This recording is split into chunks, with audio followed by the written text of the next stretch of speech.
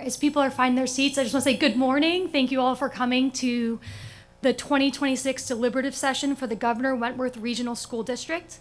My name is Caitlin Murphy, and it's my pleasure to serve as your moderator today. To start, I'm going to introduce the people sitting to my left. When I announce your name, if you could just please raise your hand. Mr. Williams, Ms. Hewitt, Ms. Van Duzen, Ms. Burke, Mr. Bickford, Ms. Schillerith, Dr. Manning, Dr. Scheckler, Chair DeShays, Dr. Arakelian, Attorney Lohman, Ms. O'Blenis, Ms. Legacy, Ms. Capone, and not at this table, but two people I'd like to mention is Ms. Tivnian, the Middleton School Board representative, and Mr. Sandlin, the student representative to the board, who may not be here today. Okay, so before we're delving into any substantive issues, I just want to review some of the preliminary matters for this meeting. We're happy to host those here today who are not registered voters within this school district, but I would like to remind you that you are guests of this district and you may not vote today on any issues, and doing so is a criminal offense. If anyone is not a registered voter within this district, will you please raise your hand? Okay, thank you. The purpose of today's meeting is to explain, discuss, and debate the articles before us. But the primary purpose is to determine the form of the articles that will appear on the ballot this March. So today, we are not voting on any substantive issues. That will be done in March. We are determining the wording of the ballot for the March election. Article 1 regarding election of the school board members and officers will not be discussed today. Instead, vote for your candidate of choice in March. I will, however, announce the candidates who are running for the open positions. For the at-large position, we have G. Thomas Bickford. For the Brookfield position, we have Dr. James B. Manning. For the Tuftonboro position, we have Brendan D. Gogran and Kristen V. Burke running. For the Wolfeboro, we have Dana House. And then for moderator, I'm running again as Caitlin Murphy. Thank you for all those who are willing to serve. The remaining articles, Articles 2 through 12 that are up for discussion today, can be found in the annual report. Additionally, as we operate under SB 2, please remember that first, an article cannot be killed by tabling or passing over the article. Second, the default budget amount in Article 2 cannot be amended as that amount is fixed by law. And third, any wording that is prescribed by law also cannot be amended. While I do not follow any set parliamentary rules, we do want this to be an open discussion that is both kind and courteous to each other, so please be respectful. As warrant articles 2 through 10 were submitted by the board, I will recognize a board member to speak first. For Article 11, which is a petitioned warrant article, the floor will be opened. If the article is not amended, it will appear as is on the ballot. If it is amended, then the amended version will appear. For those of you who choose to speak, please use the microphone in the middle of the room so that we can all hear your questions and comments. And before starting, please state your name for the record. I will read each article before it's discussed, which will then be moved and seconded prior to the floor opening up for discussion. Once the discussion window is open, if anyone desires to amend an article or make a substantive motion, please try to keep it simple and straightforward to ensure that we all understand what you are requesting. Additionally, I will not allow an amendment to amendment on the floor at the same time. So for example, if we're in one article and we're deciding to remove a sentence, we must vote on whether we are removing that sentence before a second amendment, such as changing the amount of the money in the article, will be discussed. All motions or amendments require a simple majority to pass or fail. After a reasonable discussion period, I will entertain a motion to terminate debate or call the question. We will then vote if there's been an amendment, or we will move on to the next article. An article or motion that has been previously considered may be restricted from rediscussion through the passing of a motion to restrict reconsideration. Should a motion to restrict reconsideration pass, those who want to leave prior to the adjournment of this meeting may do so with the confidence that the restricted articles will not be reconsidered during this meeting. Please note, however, that if the motion to restrict reconsideration is not passed, any article may be reconsidered at any time prior to adjournment. Finally, we are only discussing issues regarding the subject matter which appears in the article. It'd be unfair and inappropriate to vote or discuss new substantive matters that have not, as there has been no notice that such subject would be discussed today. I would now like to introduce the chair of the school board, Brody DeShays, to deliver the state of the schools report.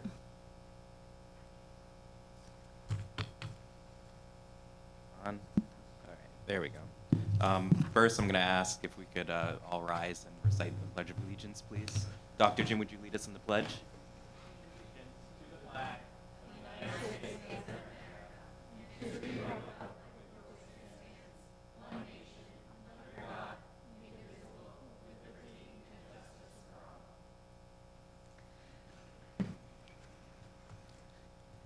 Thank you, and thank you again for recognizing me, Madam Moderator. Good morning. I'm Brody DeShays, Chair of the Governor Wentworth Regional School District School Board. I want to welcome you all here today and thank you for joining us for our annual deliberative session. The presentation this morning will include a review of the state of our schools, the rationale for each article on the warrant, and the district's proposed budget for fiscal year 2027. At this time, I'd like to begin with the state of the schools, sharing some highlights from each of our principals over the past year.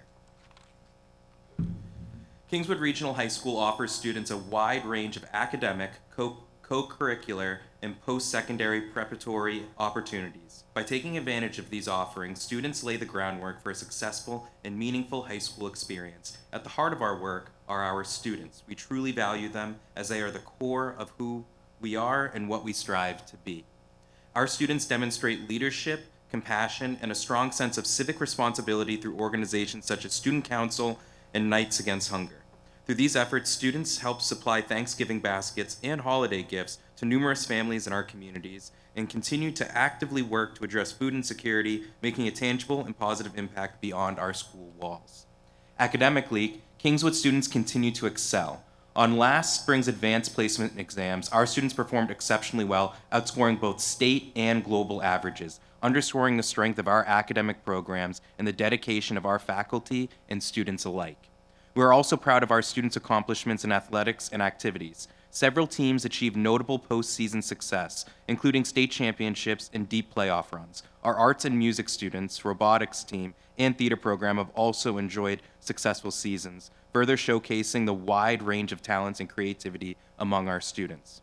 Kingswood Regional High School is proud of its traditions and many opportunities available to students. We encourage students to be active, engaged members of the school community and to build meaningful connections with staff. Our goal is for each student's time at Kingswood to be rewarding, enriching, and a strong launch point for their future. The Lakes Region Technology Center leads by creating a learning environment that develops the skills students need to fulfill their career goals. Through intentional student-centered planning, we partner with regional schools, higher education, and the business community to create clear pathways that provide authentic, hands-on work experiences aligned to the demands of ever-changing global economy. Our students regularly travel to compete in state and national skills competitions, showcasing their technical expertise, professionalism, and readiness for post-secondary education and careers. In addition, the Lakes Region Technology Center is proud to have launched the state's first marine technology program, expanding opportunities for students to pursue innovative, high-demand career pathways connected to our regional and state workforce needs. We are grateful to the communities and partners who support this work and make these opportunities possible for the students that we serve. Kingswood Regional Middle School. Being kind, respectful, motivated, and safe is at the center of all that is done at the Kingswood Regional Middle School. We believe that it's most important that our students understand and live by these values. With that being said, community service projects are an important part of the culture at the middle school, which includes kindness rocks placed in downtown Wolfeboro, hand-painted snowmen, flower pots for the nursing homes, donations for the Humane Society, handmade cards for patients at Huggins Hospital, and baskets of goodies for police, EMS, and our school bus drivers. These projects help students develop a sense of social awareness and learn patience and empathy while getting to see firsthand how they can have a positive impact on their community. There continues to be enriching academic programming at KRMS to immerse students in experiences that inspire new interests and broaden skills. This programming includes STEM-based projects in science and technology, as well as strong arts and music programming to encourage self-expression, creativity, and to build confidence in career exploration opportunities. KRMS also offers diverse interscholastic athletic options, including volleyball and alpine ski racing, as pictured above, that help to foster work ethic, perseverance, and interpersonal skills. In addition, participation in advisory and team building activities help develop communication, cooperation, and problem-solving skills while building confidence and positive relationships with peers. Looking forward, there are continued efforts to increase student voice at KRMS. This helps students feel valued, improves learning, and creates a stronger school community. When students are given opportunities to share their ideas and opinions, they are more interested in school and more motivated to participate in learning and activities. Middle school students are developing their identities, and being heard helps them gain confidence. The 2025-2026 school year at Carpenter School began a bit differently than most. That's for sure. With flexibility, resilience, and a strong focus on our students. Our fall theme, Growing and Changing Together, came to life in September as students cared for monarch caterpillars and released butterflies symbolizing the changes happening across our schools. Other highlights include a walking field trip to the Wolfeboro Fire Station for Fire Prevention Week, our first group of second graders moving back into the building from the modular classrooms, and a food drive supporting local families, demonstrating our students' kindness and commitment to giving back to the community. This year, we also launched Cougar Families, bringing together multi-grade groups each month to strengthen connections and foster a sense of belonging. We look ahead to early spring, when phase 1 of the construction is complete, and we will welcome the rest of our second graders back into the building along with additional classroom spaces and the kitchen and cafeteria. It's been a phenomenal start to the 2025-2026 school year at Crescent Lake School. In the fall, we welcomed third grade students to join our awesome Otter community. Since then, we've been focused on building a sense of belonging for all who walk the halls. Throughout our 3rd through 6th grade classrooms, teachers are working hard to implement evidence-based instruction in all subjects. Students gather monthly in cross-grade level Otter families as a way to build connections across the school. Our weekly Friday celebration assemblies have become a tradition for ending the week together. This year, we've added some new events like joining Carpenter School for the Halloween parade and Thanksgiving dinner. Our winter sports program is currently in full swing with all students skiing and snowboarding at Gunstock, skating at Pop Whalen, or snowshoeing from school. We also have 13 students from the Careers and Education program at LRTC, the Lakes Region Technology Center, who intern in our classrooms twice a week. Looking ahead, we're excited for upcoming learning opportunities like the 3rd grade Wax Museum, the 4th grade Sail on the Gondola, the 5th grade Walking the Freedom Trail, and the 6th grade Invention Convention, as well as school-wide events like our Fun Run and Field Day. Whether students are in the classroom or participating in band, chorus, student council, or on the robotics team, unicycle team, drama club, or other after-school activity, CLS students are always following the Otter way of being ready, respectful, and resilient. No matter where Effingham Elementary School students are, the core values of responsibility, kindness, growth, integrity, and belonging are with us. While working in Tiger teams, all school morning meetings, reading groups, and with community members, EES students give each moment their all. Highlights from our year include a visit from the UNH STEM mobile group, celebrating Pete the Cat, and learning new instruments. Our playground was gifted a fleet of sleds from the Effingham Elementary PTO, thank you, so to be on the lookout for the official sledding team of the future. In each and every environment, ES students and staff are learning together, striving to bring their best selves and demonstrating our core values. At Ossipee Central School, we have a great start to our 2025-26 school year. Students have been engaged in hands-on activities, robust learning opportunities, technology integration, engaging field trips, and positive school-wide assemblies.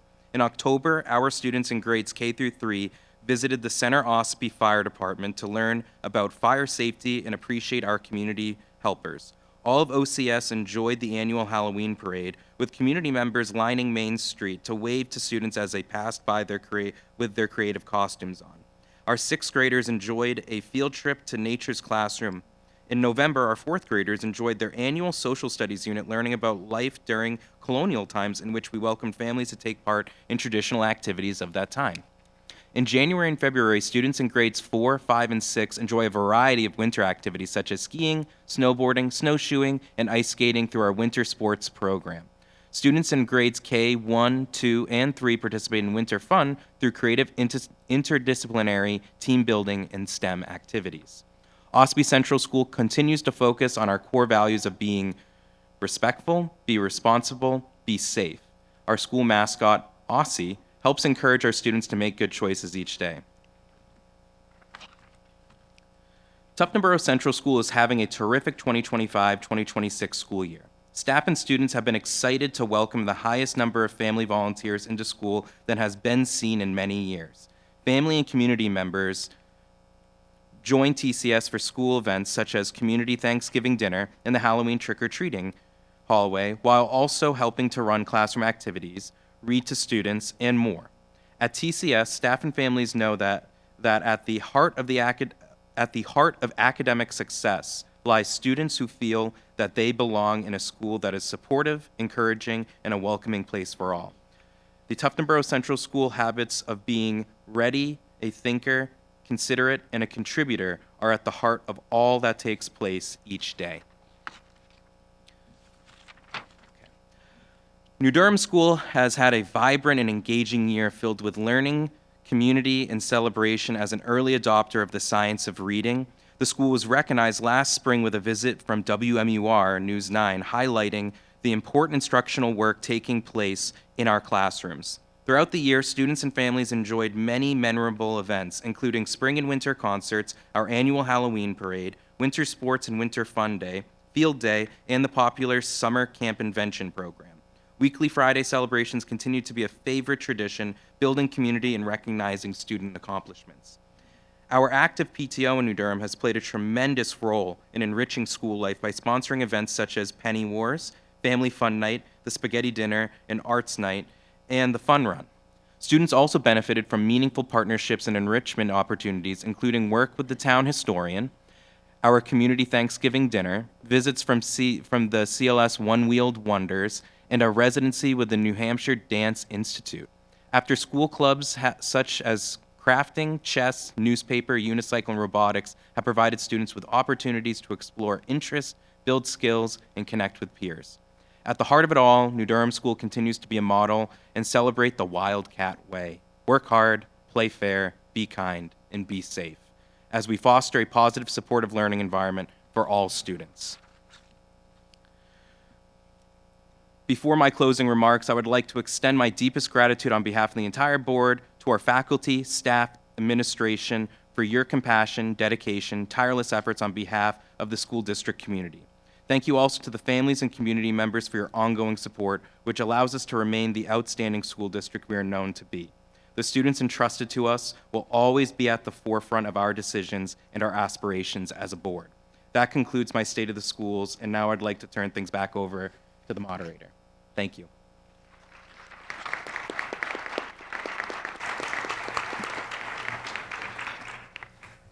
Now we will start the discussion of our substantive issues, and so I will start by reading Article 2.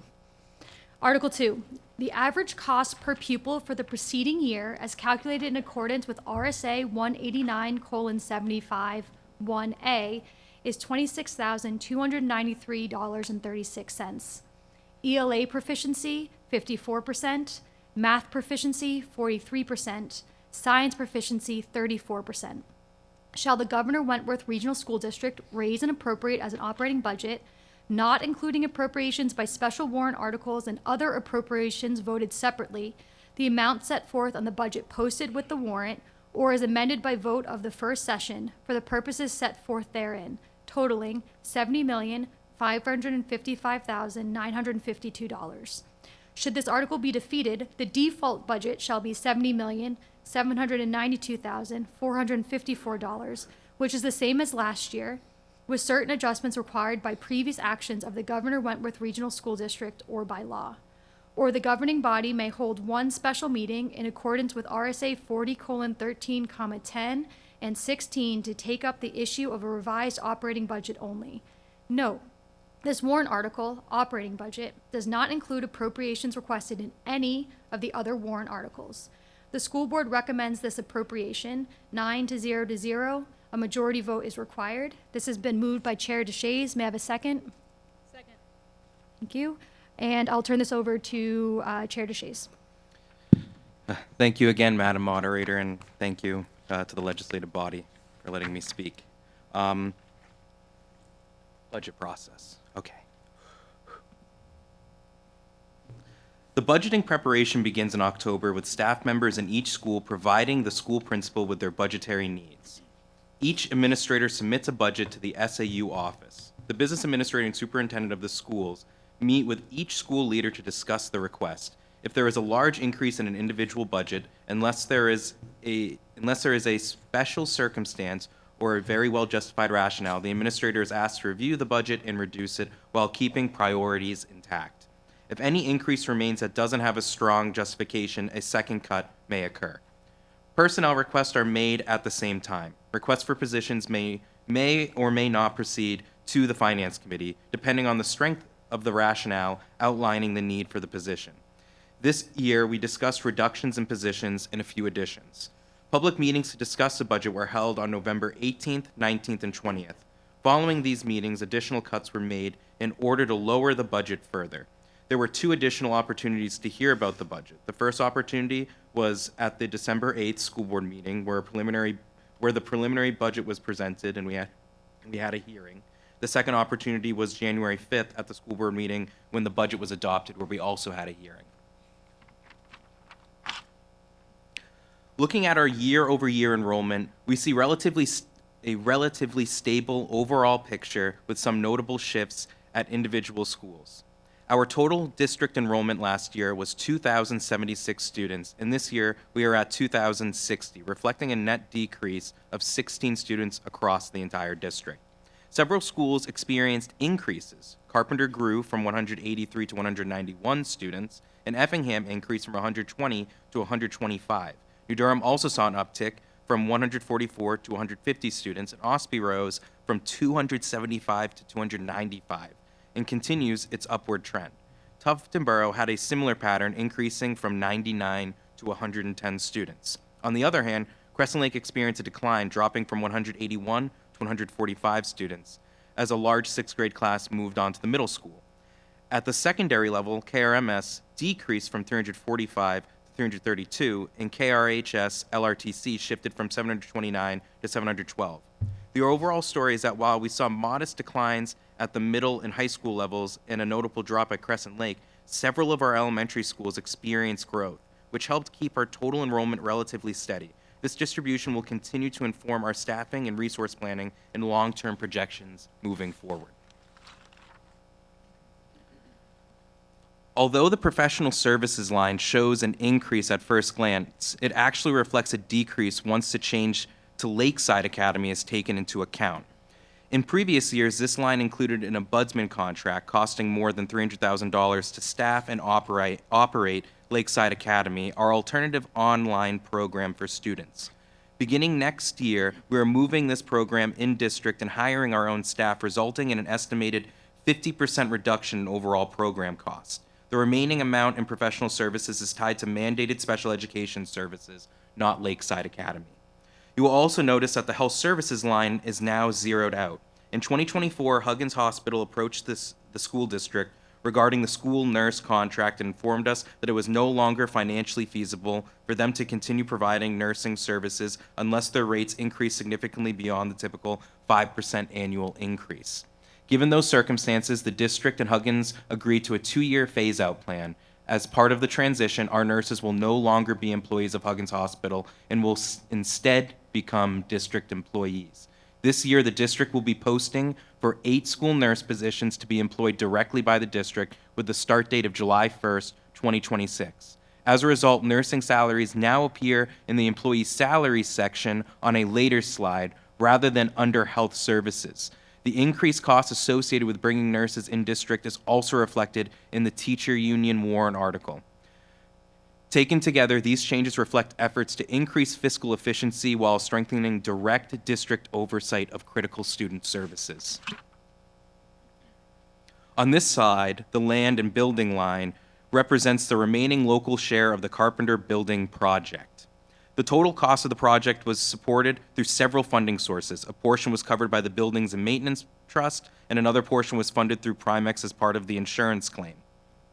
The balance that could not be covered by those two sources needs to be included in this year's operating budget. The line therefore reflects only the final remainder of the Carpenter project costs that must be budgeted locally in the general fund. This slide reflects the wages and benefits for all district employees, including the administration, teachers, support staff, and importantly for this year, our school nurses, who will now be district employees rather than employees of Huggins Hospital. As noted earlier, the additional cost associated with bringing nurses in-house is not fully absorbed within this operating line. The overage compared to previous budgets is included in the teacher contract warrant article, which you will see later in the presentation.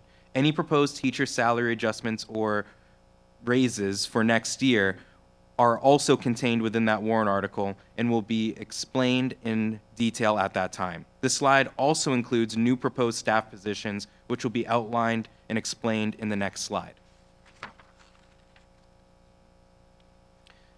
This slide summarizes the staffing adjustments proposed for next year, both additions and reductions based on enrollment trends, program changes, and operational needs. We are requesting the addition of a maintenance technician, a position the board approved last year but was unable to implement due to the default budget. Our current maintenance team is stretched extremely thin, and this role is critical to ensuring timely repairs and preventative maintenance across all buildings. In the SAU office, we're proposing a finance manager to support growing financial and grant management responsibilities. To help offset this cost, we are reducing an SAU administrative assistant position. This structure ensures we meet financial oversight needs while remaining fiscally responsible. At the high school, we'll reduce one math teaching position after a full review of class sizes and course offerings. The math department is the only area where a reduction can occur without impacting programming costs for students at the high school. To bring Lakeside Academy, now Kingswood Academy, into the district, we're adding one special education teacher and one paraprofessional. These positions allow us to operate the program in-house, reduce reliance on outside vendors, and strengthen services for all students. At New Durham School, we are reducing one classroom teacher due to enrollment shifts while maintaining 2 kindergarten teachers to support early learning needs. At Ossipee Central School, we're proposing to decrease the budget by 3 vacant full-time paraprofessional positions. These roles have remained unfilled for a long period of time, even with the new union contract, so eliminating them is a reasonable adjustment. This reduction helps us preserve teaching positions, which the enrollment data supports. Several positions included this year were approved by the board previously, but were not able to move forward. This includes the Special Education Administrative Assistant at KRMS, which ensures stability for the department with large caseload, and the expansion of a DPT roles in Tuftonboro and Effingham from 70% to full-time positions to meet special education case management needs. In addition, we are proposing to add a preschool DPT to support early intervention and ensure compliance with mandated services. Finally, although not displayed on this slide, we will also be recommending a student wellness coordinator through a warrant article. As the district transitions away from the Huggins Hospital nursing contract, this role will support mental health and wellness across all schools and align directly with our strategic plan. Over the past several years, we have retired bonds for Ossipee, Effingham, and New Durham schools. Our principal or debt from the Kingswood complex continues to decrease each year. Each year, the interest increases as the principal decreases because we receive less state building aid with a reduction in the principal. This slide summarizes all proposed warrant articles for the upcoming budget cycle. I'll walk through each one briefly, beginning with the items that require voter approval for funding, and then those funded through unreserved fund balance, or money that's unspent at the end of the fiscal year. Governor Wentworth Education Association Teachers Contract. The first warrant article is the newly negotiated teachers contract. This agreement includes a 4% wage adjustment in each year of the 3-year contract. The amount shown here reflects only the cost of year 1, which is what voters are asked to approve. This increase also incorporates the shift of nursing staff into the district, as discussed earlier in the presentation, and Dr. Beth Scheckler will speak to this article later in the presentation. Building and maintenance warrant article, a $200,000 appropriation. This article requests $200,000 for the building and maintenance fund, which supports ongoing and annual maintenance needs across all district facilities. We rely on this funding every year to ensure our buildings remain safe, operational, and well-maintained, and I'll be speaking to this one later in the presentation. Trust funds supported by unreserved fund balance. We have several trust funds that were depleted this year and need to be replenished. These warrant articles do not raise new taxes. They simply allow us to use the unreserved fund balance to restore the Special Education Trust Fund, fully depleted this year, and Daniel Van Dusen will speak to this article later in the presentation. The Buildings and Maintenance Capital Reserve, used heavily for the Carpenter Project. Nate Williams will speak to this article. And the Health Insurance Trust, which I believe I'm speaking to that one. I'll be speaking to that one later. Again, these articles are funded through existing year-end balances and not new appropriations. 4, the Student Wellness Coordinator. This is a standalone warrant article requesting funding for the new Student Wellness Coordinator position. This role is a key component of the district's strategic plan and supports mental health and wellness across all schools, especially as we transition away from the Huggins nursing contract, and Kirsten Burke will speak more to this article later. Free meals funding. Another article seeks to continue the free meals initiative that began this year. This allows us to ensure all students have access to meals without cost barriers, supporting both equity and well-being. Mary Shilriff will speak to this article. And lastly, request from the district. We are not requesting this year additional funds for the turf replacement capital reserve. The account currently has a balance of about $170,000 following last year's turf replacement. Beautiful new field. Given the timing and more pressing priorities, we are pausing contributions for this budget cycle. These warrant articles together balance contractual obligations, facility needs, student wellness, and financial responsibility, while ensuring long-term sustainability for district operations. There is a petition warrant article which has been added to the warrant as well, which I assume someone will speak to or present, and there'll probably be an amendment to that article. So if you want to hang around, we'll be here. So. Revenue. This slide provides an overview of the district's major revenue sources and how they support our operations. Understanding these revenues is essential as they directly influence the amount needed to be raised through local taxation. New Hampshire school districts rely on a combination of state aid, federal funding, and local revenue, each contributing the overall financial picture. We know the vast majority is through local property taxes. State aid remains our largest external funding source. Core components including adequacy aid, which establishes the baseline per pupil funding for essential education services, building aid, which assists the school construction and renovation projects, and vocational aid, which supports programs at Lakes Region Technology Center. We also receive special education aid to help offset the cost of high-need services, and children nutrition aid, which helps sustain our meals programs. Federal revenue plays an important supplemental role. Medicaid reimbursement covers costs for health-related services required as part of special education plans, reducing the local burden of these mandated supports. Local revenue includes school lunch sales, tuition from out-of-district students, and various smaller sources that help support day-to-day operations. On this slide, you can see the difference between Budget 2025 and actual 2025. That difference represents the excess revenue collected over the budgeted amount. This excess revenue was applied directly to the school care health insurance assessment, which helped offset the substantial increase and reduce the impact of the local tax effort. Together, these revenue sources form the foundation of our financial planning and allow us to balance educational needs with responsible fiscal stewardship. The default budget for fiscal year 2027 is $236,502 higher than our proposed budget. The difference comes primarily from the middle section of the budget sheet, where the cost reductions made by each individual school in the proposed budget are not reflected. Essentially, the proposed budget shows the savings and efficiencies our schools worked hard to achieve, while the default budget represents a continuation of current spending without those adjustments. By adopting the proposed budget, we can implement these thoughtful cost reductions while maintaining high-quality programs and services for our students. So if you vote yes on the budget, your taxes won't go up as much. It'll be a smaller appropriation. If you vote no, the default budget is more than the operating budget, and we won't be able to implement new reforms that are increasing efficiency. This chart, this chart shows the potential tax impact of the budget. The difference between 2025 and the 2026 tax rate and the 2026-2027 projected tax rate per thousand is the following. Brookfield increases by 89 cents per thousand dollars of valuation. Effingham increases by 73 cents per $1,000 of valuation. New Durham increases by 96 cents per $1,000 of valuation. Ospey increases by 80 cents per $1,000 of valuation. Tuftonboro increases by 27 cents per $1,000 of valuation, and Wolfeboro increases by 34 cents per $1,000 of valuation.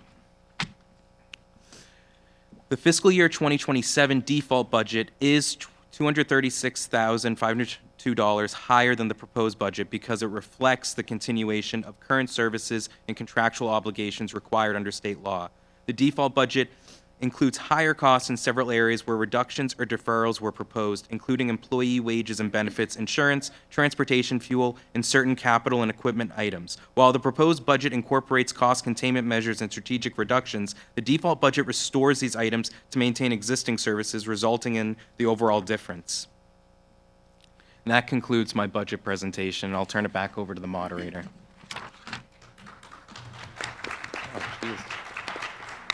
Oh, yeah, here you go. Thank you, Chair DeShays. This opens the floor for comments, questions, discussions, amendments. Yes, sir?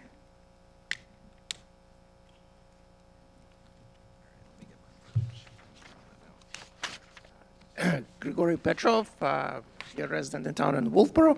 I have questions regarding the nursing transition. Is this the right time to ask, or should it be asked along with any of the other warrants? Sorry, will you repeat your name first? Grigory Petrov. Thank you. So is your question about the budgeting of the nursing or about why the transition's happening? Could you give me some more information? Budget aspects about it, yes. Then this is the right time to ask, yes. Okay. So I have reviewed the articles. I have reviewed the podcast. The question I have is the line item of the 320,000. What exactly does it include? If it includes salaries and benefits, if it's a full amount for the nurses, or if it's an incremental amount, if there is something else that's already residing in the personnel budget. Got it. Yeah, so if I may, Madam Moderator, Yes. thank you for the question, and thank you for recognizing me to answer it, Madam Moderator. That $320,000 reflects the change from the contractual obligation to the cost for employing those employees, salaried and benefits in the district. We're required to have a nurse in each elementary school, or each school, I should say. So that requires us to have 8 nurses. So that's the reflection there. Does that answer your question, or? Sort of. So you mentioned, and thank you for mentioning in your presentation because it wasn't in the written document. So you mentioned 8 nurses, right? So are you saying the 320,000 is to pay for the 8 nurses all in all? Because No, there's something else. It's the additional cost beyond the contractual cost to hire those nurses in-house, right? Or am I? Yes. So right now we have a contract with Huggins, and it's a certain specific dollar amount. Huggins is terminating that contract because they're essentially losing money providing us with nursing staff across our 8 schools. And so the cost beyond that contract to bring these nurses in-house so we can meet the mandated requirements is $320,000. Oh, great. Thank you for clarification, because otherwise 320 looked kind of very low for 8 people. I could imagine, and thank you for asking the clarifying question. Yeah. And another related question. So there are two features of the Huggins contract. There is a nursing manager that is responsible for hiring and managing the nurses at the individual school at Huggins. And then whenever there's a need, like a nurse is absent, Huggins provides through the per diem nurses coverage to make sure that there's always a nurse every day at each school. So I think the way I'm reading the budget, the new position that you have, the health and mental coordinator, is probably going to do some of those roles. So what I wanted to ask specifically to confirm, are you going to require like an appropriate professional certification, like so that the new position will be, from the nursing field, like, and will that person also be filling in like for any nursing absences, or how would you manage some of those things that Huggins currently provides? If I may, Madam Moderator. Yes. And thank you again for the question. Thank you for recognizing me.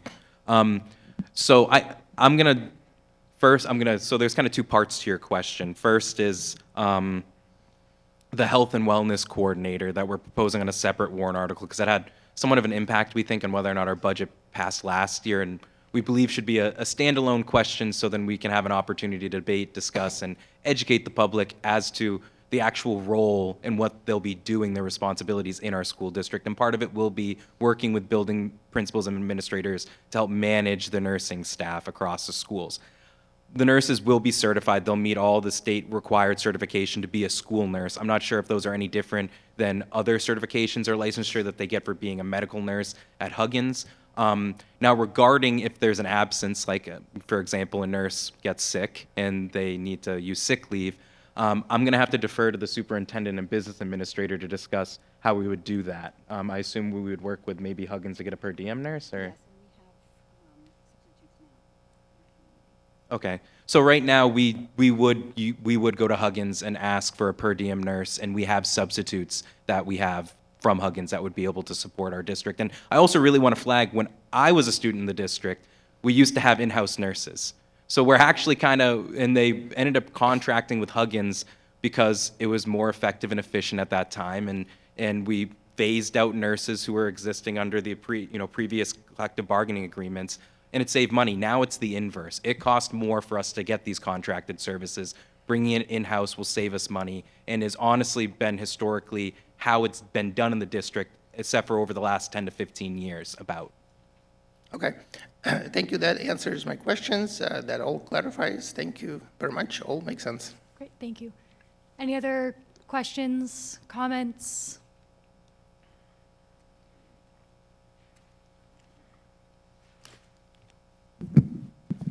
Hi, Bobby Bedman, Wolfeboro. I just have a few questions, just as more of a layperson in the room, with the added language of proficiency scores. Could you speak to the people who are not sort of just were the taxpayers but were not in the district, to understand how these proficiency scores work?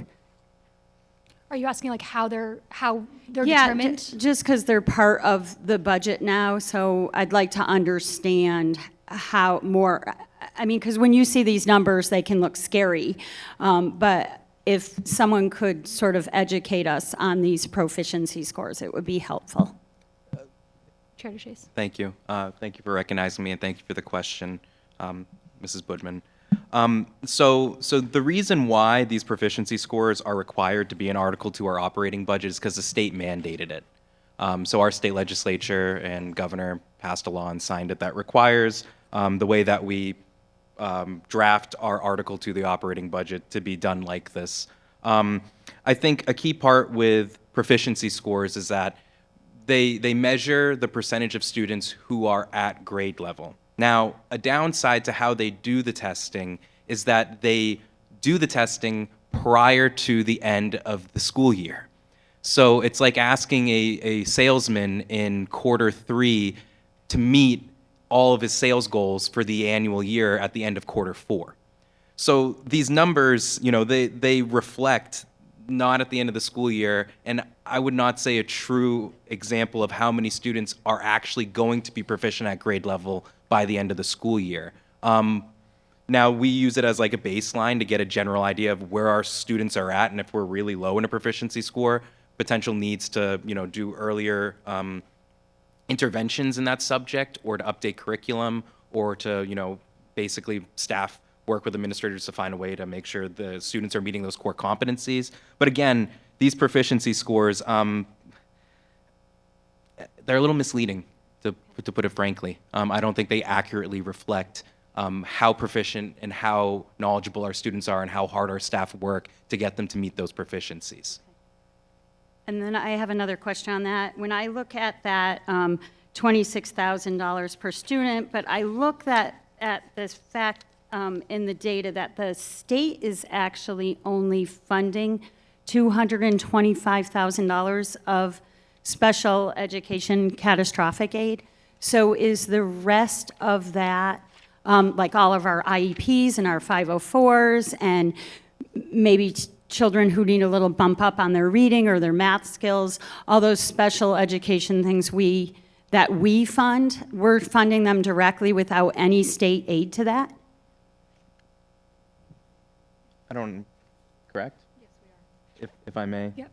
That is correct, yes. Okay. The Supreme Court has ruled, obviously now 10 plus times, the state is not meeting its constitutional obligations to help fund public education, and that burden falls onto the rest of the property taxpayers. The state provided school districts with more aid. We can't just spend that money freely. It's not like unrestricted general funds. We have to utilize that as a revenue that decreases your property tax rate. So Okay. it's not like we get all this money and go, woo, let's spend it however we want, wherever we want.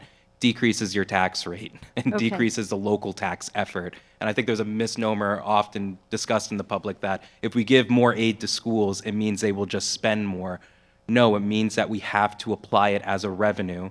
We have to report that to DRA, and it means your rate gets adjusted to decrease the local tax effort. Okay. So that 26,000 includes all special education. So it's not every student really costs 26,000. Some students No. might not cost talking that, about the average while other cost per students cost us a little more. But the average cost per pupil amount doesn't include the special education costs, correct? So it does? Okay. Well, it's everything, but not every student costs the same. Okay. Yes, that 26,000 does reflect the average cost of students, including special education, but not every student costs the same to educate. Some Okay. students are, they're very effective learners, can be very independent in the classroom and don't need as much hands-on attention from teachers. Some need more. Some need other additional interventions. And then some need services that we can't provide in the district, that we have to go out and have contracted services for people to come and to provide those services. And some we're required to send them to off-site programs and pay for all the transportation related to it. So Okay. some students can cost up to $250,000 a year to educate, and others it's a de minimis impact when they walk into the building. Okay, and then I have another question. Is any part of this budget, have we added any costs due to the extra charter school in our district? Do we have like extra busing or any costs due to that new charter school?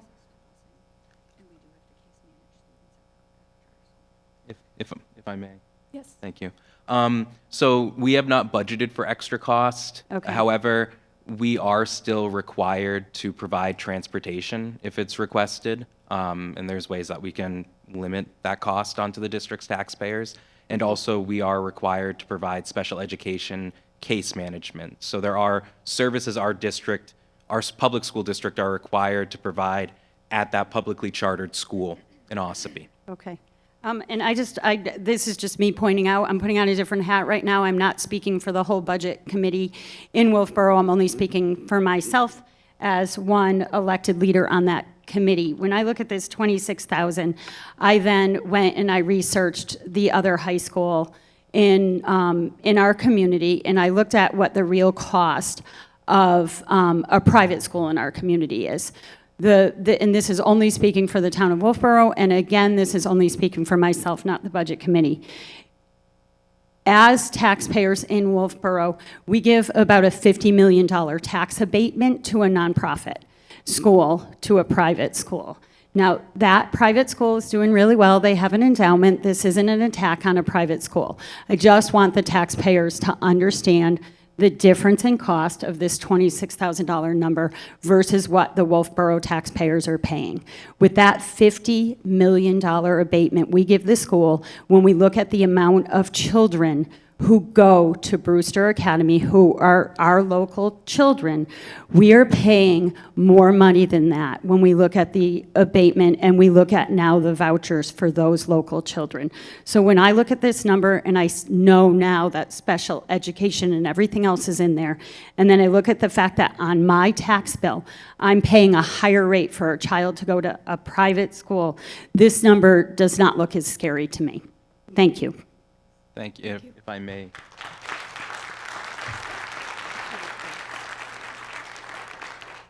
If I may, Madam Moderator. Sure. I think a huge thing about our school district and any public school district is we do not get to choose who our students are. We are required to provide equitable services to every single student that's a resident of the district who wants to attend our schools and all the services that we pay for. And I'm quite proud of the services that we provide and the staff who provide it. So that's all I'll say.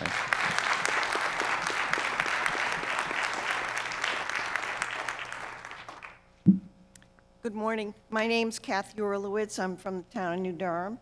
I'd like to understand more of the nurses and the support staff that will come with them, to our district. Will they automatically become enrolled in the teachers' contracts and all of that? They automatically become memberships of that, so they will be subjected or entitled to the increases that are proposed now through the teachers' contracts as well? Thank you. And thank you for the question. Yes, that's correct. So some of that cost is in the operating budget, but there are additional costs, and we'll be discussing that later, that have to be included as required by state law because they'll be part of that bargaining unit. Okay. So those costs, and we will discuss that. That will be a first-year one-time adjustment, which makes the first-year appropriation for Article 3 of the Teachers Union contract seem a little larger than it truly is. And I'm sure there'll be plenty of staff members here who really want that article to pass who will speak to that and make sure that that's quite clear over the next few months and everyone understands. May I have a follow-up? Yes, yes. Thank you. So in the future, though, when we see the contractual elements that you support in the proposals that you present to us, that will also include the nurses and all of that in that each and every time we see that? Thank you, Madam. Yeah. If I understand your question correctly, yes. The nurses' pay and step increases will align with what's negotiated in the collective bargaining agreement. Thank you.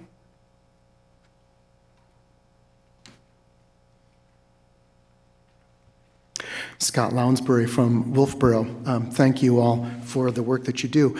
I assume that on the whole school board, there are heated discussions about about the finances of the district. I mean, you don't all come in there and say, yes, great, let's do it, let's go. I would imagine that you have disagreements. Am I right? Am I wrong? Chair Chase. I'll speak from my perspective. I can't speak for the rest of the board, maybe some, but I would not call them heated. I would call Okay. them deep discussions and Okay. thoughtful discussions. Excellently done. We are ready, critical thinking, and have good discussions. I think this year there's been a lot more consensus, though, on many of the issues, recognizing us going into a default budget and just the fiscal climate's a lot different. We're not dealing with a proposed 6.1% increase in operating expenses and then a default budget of 5.9% with having to make a lot of difficult choices. The choices this year, while some were difficult, it wasn't as abrasive as we made them. That's my perspective, having served on the Finance Committee and presented this budget now 3 times. Thank you. I just want to point out then that it is interesting and I think heartening that all 9 of you have suggested that we vote for each of the articles. Because to me, a board that has that kind of discussion and that are also taxpayers and citizens, you also are trying very hard to keep your own tax levels down, and I understand that. There's not a taxpayer, I think, in here who says, yay, let's pay more in taxes. Am I wrong?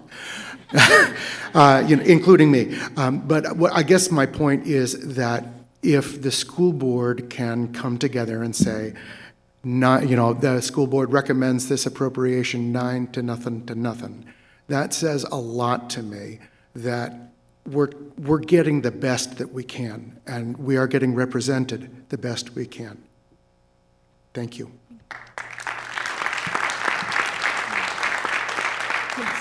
Yep.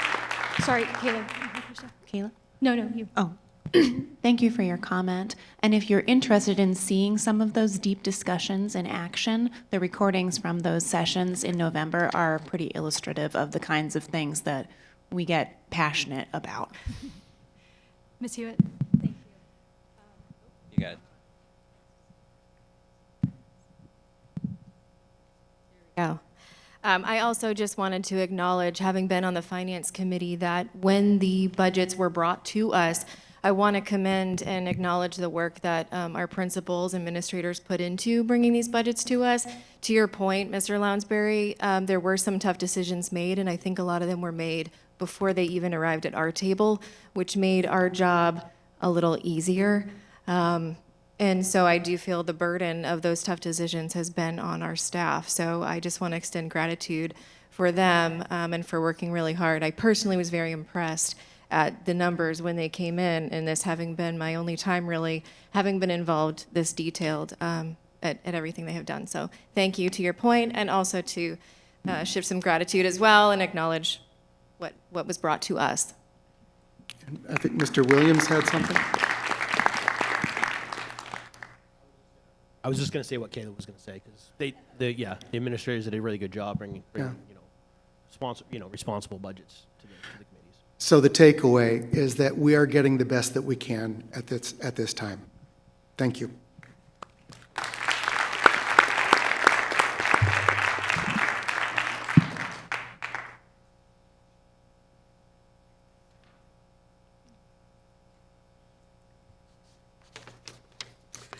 Hi there. Deirdre McCachran, Wolfeboro. While we're talking about the amazing job that you have done, I want to commend you for that work. I want to commend all of the school administrators. I'm a former school administrator myself of a pre-K through 8 independent school, and I know how much work goes into that. I know how much you look at every line item in every department to see what you can cut. And I just want to say, this is a fantastic budget, and I think that we should pass it.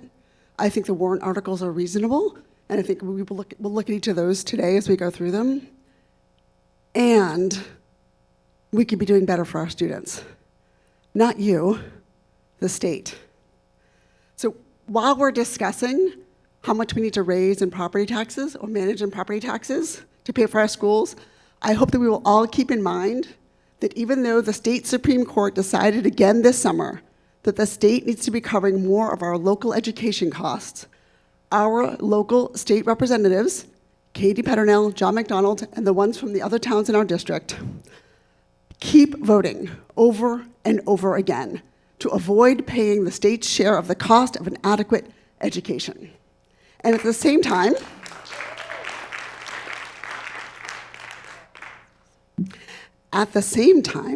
they're making the problem worse by diverting these meager state funds that should be coming into this district to support these kids and these teachers and these administrators, by diverting money into the education freedom accounts and cutting state revenues that could be put into the education trust fund, and reduce our taxes by increasing taxes on large corporations and the very wealthy.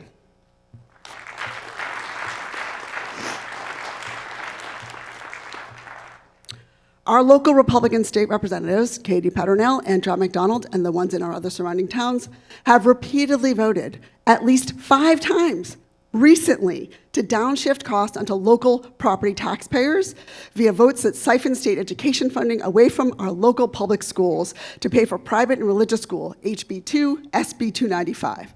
to reduce state revenues, HB 155, and to block court-mandated adequate state funding for education, HB 550, HB 651, or 603. If you want more information on those, I'll help you look them up. We could be here today working with $6 million more in base adequacy and differentiated aid for our district if our representation had voted for it. Let that sink in for a minute. $6 million. Imagine what this meeting would be like if we had that to spend.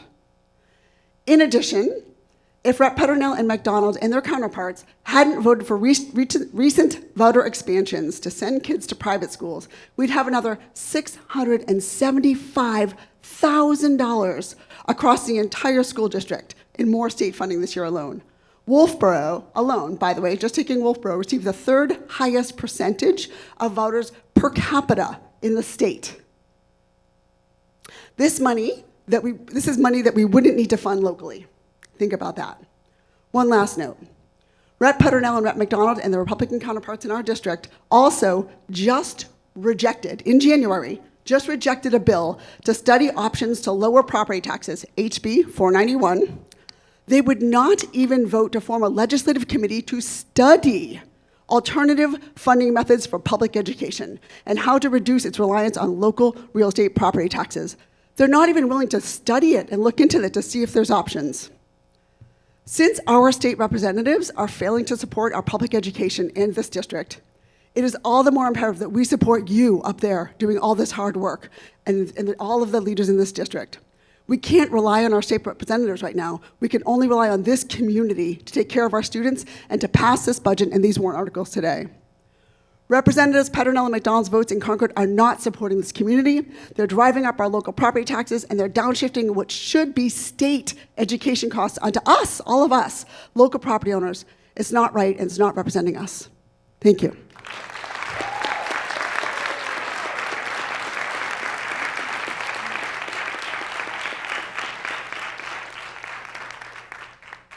Seeing no other comments or questions on this article, oh, Mr. Perry?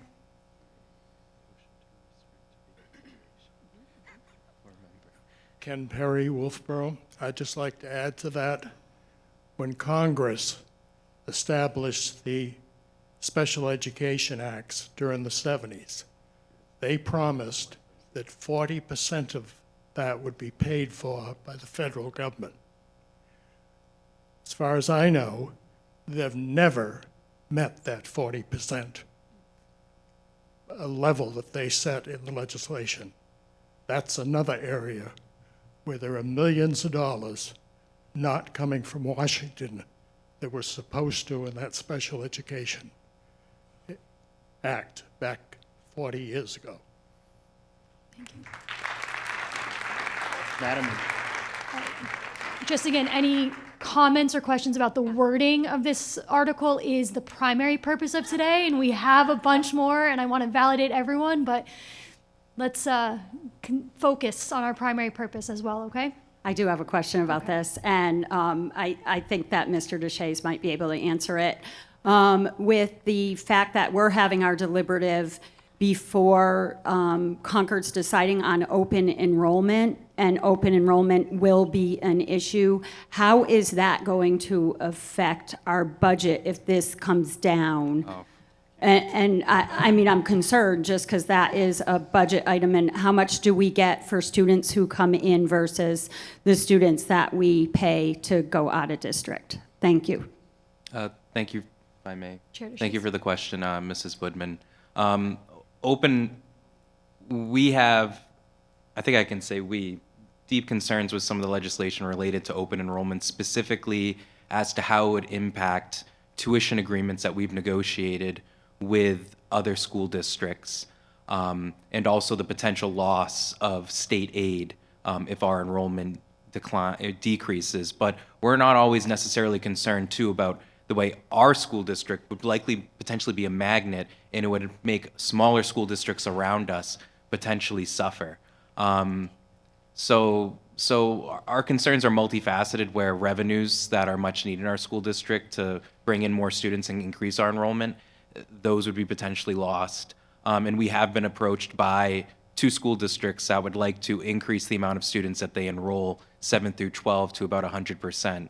And we'll be having discussions with those boards. But, you know, Governor Wentworth is a very, very desirable place to send students to school. However, there needs to be actual negotiations between the governing bodies of those school districts to determine what is a fair and equitable tuition agreement or area agreement. And frankly, some of the decisions from the State Board of Education aren't in line with existing case law and how state law has been interpreted historically, which is impacting school districts negatively. And laws like those being proposed on open enrollment are only going to hurt our school district and others around us in public education generally, and frankly, drive up your property taxes. So it will be another, if that does become law, it will be another additional stressor when we're going over the next budget, and presumably, hopefully, this budget passes. So when we're going over the next budget, something we'll have to be considering and having to have a special tuition line for students who are choosing to go to other school districts,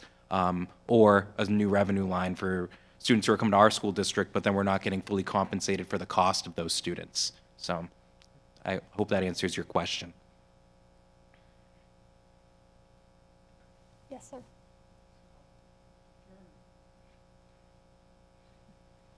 Thank you. Mr. Chairman, I think you alluded to it. But our district would actually be losing money on the school districts that are sending to us because they don't have to pay what we pay per student. Yeah. We're going to be paying the difference for that. So please think about that. That is going to be more money on your property tax dollars. I think to Mr. Bickford's point, if I may, yes, in that bill it would be, this sending school district will only be required to pay 80% of the average cost for educating a student, and that 20% difference would be borne by our property taxpayers. Any other questions, comments?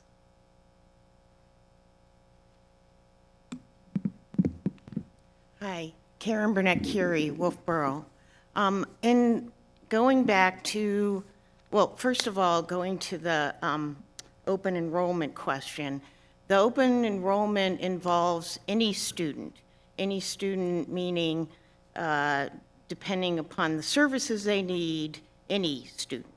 Correct. So the difference between the cost, which was pointed out earlier, the cost of all students is not equal. The cost of a student that could be coming into the district could be substantially greater than the average cost. So thank you for the comment or question. I'll point out. I'm asking that as a question, I'm sorry. If I may, madam, the sending school district would still need to pay for special education services and I'm pretty sure transportation. I haven't reviewed the bill recently though, but that is my understanding. I also do want to flag that while open enrollment is a significant concern to those who are very supportive of public education and is tangential to cost in the district, it's not really related to Article 2, the operating budget today. Because it doesn't exist, you mean? Yeah, we're not budgeting for that. That it could potentially be a topic at the next one. next year's deliberative session. So I just Gotcha. want to flag that. So there's no way we can predict whether or not Concord will pass that bill, and we're not budgeting for anything related to that Right. today. Okay. So my original question was related to the proficiency, again, that was mandated to be put in here. In looking at the use of the term proficiency and the one reference that was made in the explanation, which was grade level, is the grade, so I can look at that number and say 46% of our students can't read or write. I mean, what is the proficient, so, so if I'm not proficient, if I'm on the other side of the 54%, what does that say I'm capable of doing? Chair DeShays. So pretty complicated question. We've had at least two 30-minute to hour-long conversations as a board to better understand this. So I'd encourage folks to go OSPE Central School meeting that we had in October or November. October, oh God, I don't, one of those two meetings, you can watch and see some of that discussion. But so the proficiency score is basically measuring at that time when the student takes the test, which is around February or March to my understanding, whether or not they are at grade level. And just because they're not at grade level on the state assessment, right? So there's a state assessment. The state regularly keeps changing its assessment, which makes this more difficult because the state is incapable of doing many things, including helping us adequately assess our students or adequately fund their education. I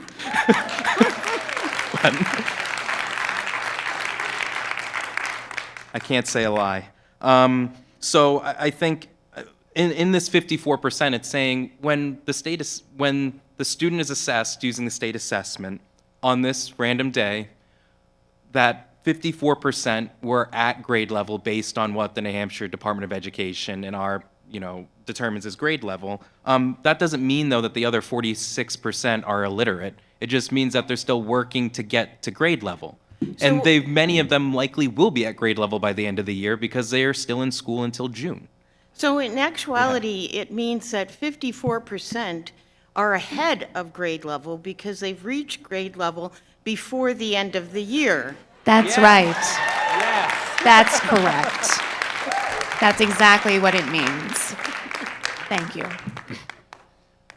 All right, seeing no additional comments, concerns, or discussions, this wording of Article 2 will stand as is on the ballot in March. Motion to restrict reconsideration. Okay, seconded. All in favor, say aye. Aye. All against, say nay. Article 2 has been restricted from consideration. All right. We're not going back. All right. Going forward. Now we're to Article 3. To see if the Governor Wentworth Regional School District will vote to approve the cost items included in the collective bargaining agreement reached between the Governor Wentworth Regional School District and the Governor Wentworth Education Association, which calls for the following increases in salaries and benefits at the current staffing levels. For fiscal year 2027, an estimated increase of $1,682,872. For the fiscal year of 2028, an estimated increase of $1,305,411. For fiscal year 2029, an estimated increase of $1,355,875. And further, to raise and appropriate $1,682,872 for the 2026 to 2027 fiscal year, such sum representing the additional costs attributable to the increase in salaries and benefits required by the new agreement over those that would be paid at current staffing levels. The school board recommends this appropriation 9-0 to 0. A majority vote is required. This has been moved by Dr. Scheckler. May I have a second? Second. Okay, and Dr. Scheckler? Thank you, Madam Moderator. This fall, the district engaged in negotiations for the Governor Wentworth Administrative Education Association collective bargaining agreement, which will appear as a warrant article on the upcoming ballot. The GWIA agreement applying to our teachers has been fully approved by both the board and the association. This 3-year agreement includes a 4% salary increase each year, reflecting our commitment and support to the teachers. Their work is fundamental to the success of our students, and this agreement ensures that we can continue to attract and retain talented teachers who uphold the excellence of our district.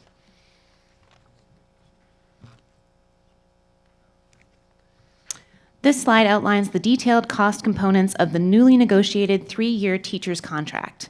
The total costs you see for each year represent the additional amount that would be added to the district budget if the contract is approved by voters. In year 1, for 2026 to 2027, $1.68 million. The first year reflects the largest increase as it includes, again, the one-time adjustments, updated stipends, and the shift of nurses into the teacher salary schedule. Key year 1 cost drivers include professional development, $50,000, additional district-wide professional development funding to support instructional improvement and CBE work, additional compensation and summer pay, $18,908 in total, contractual adjustments that occur only in year 1. A new insurance buyback and life insurance cost, $57,454.50, updates to benefit-related provisions. Sick leave at $25,376, contractual sick leave reimbursement. This figure continues in all 3 years. Stipends for department heads, team leaders, CTE leaders and advisors, and coaching.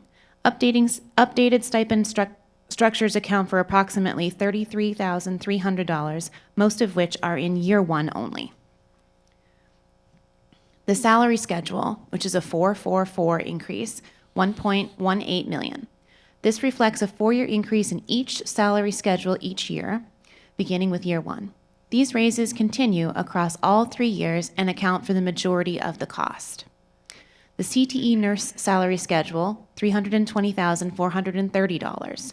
This is a major year 1 cost, reflecting the transition of nurses into district employment and placement on the salary schedule. This cost does not repeat in years 2 and 3. In year 2, 2027 to 2028, $1.31 million. Year 2 includes only the continuing contractual obligations, primarily the salary schedule 4% increase, which will cost $1.28 million, sick leave $25,376, and the CTE advisor differential, a whopping $507. No additional stipends or benefit adjustments occur in year 2. Year 3 is similar. Salary schedule increase, $1.33 million, sick leave adjustment, $25,376 once again, and again, that CTE advisor differential, $507. Again, salary escalation reflects the negotiated 444% pattern across the 3-year contract. In summary, year 1 is the most expensive due to one-time adjustments and the inclusion of nurses. Years 2 and 3 show steadier growth driven almost entirely by the salary schedule increases. These totals represent the marginal increase in the budget attributable to the contract each year and align with the negotiated 4% annual raises. This breakdown supports transparency around what is included in the contract costs and helps the community understand exactly where those increases come from. Thank you, Madam Moderator. Thank you. Any questions, comments, concerns about Article 3? Yes, sir.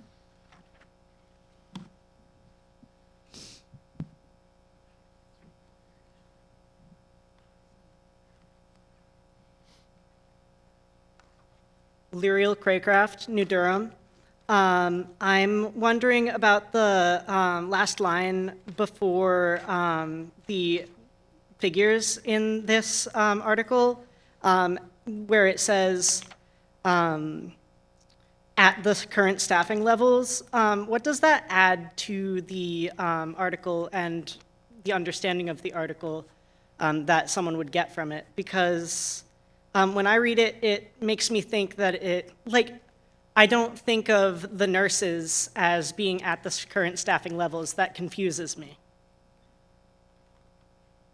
So I just want to confirm, so in the first paragraph, you're asking the last phrase, which says salaries and benefits, quote, at the current staffing levels, and you're wondering if that should be removed? No. Correct.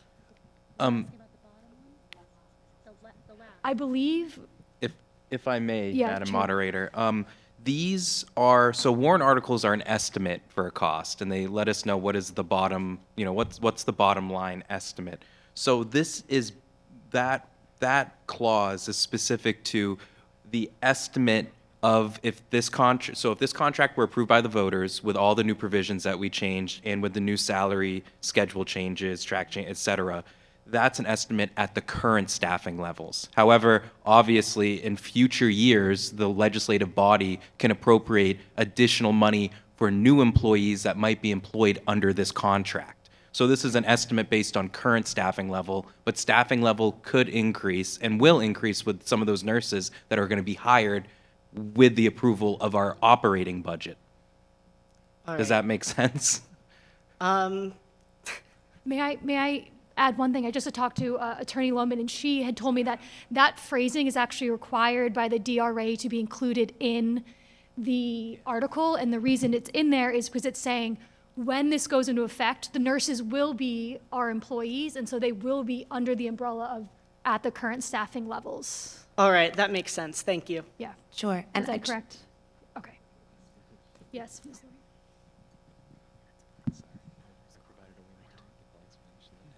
Just a quick couple of questions. How many employees does this fall under this contract?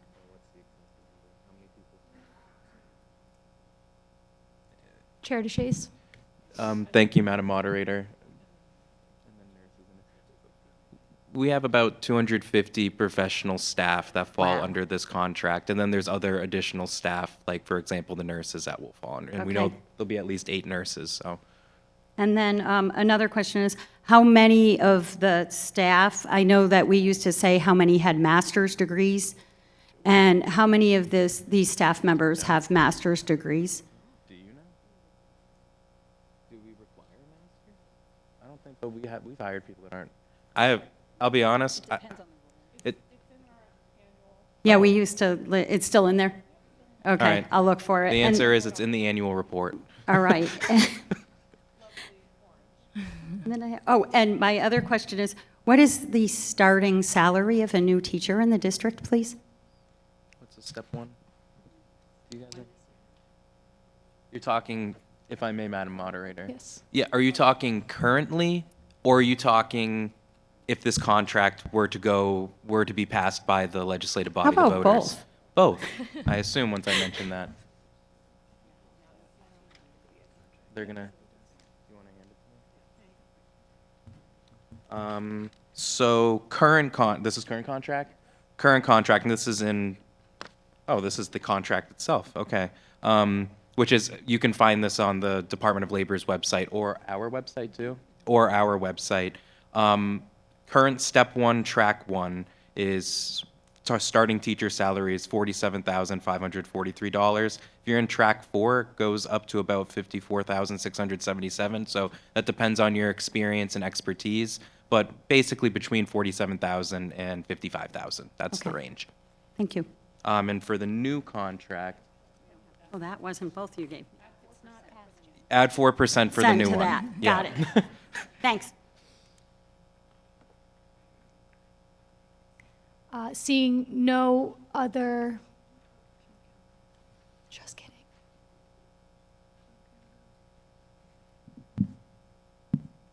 Good morning. Sorry, I was trying to give people a chance.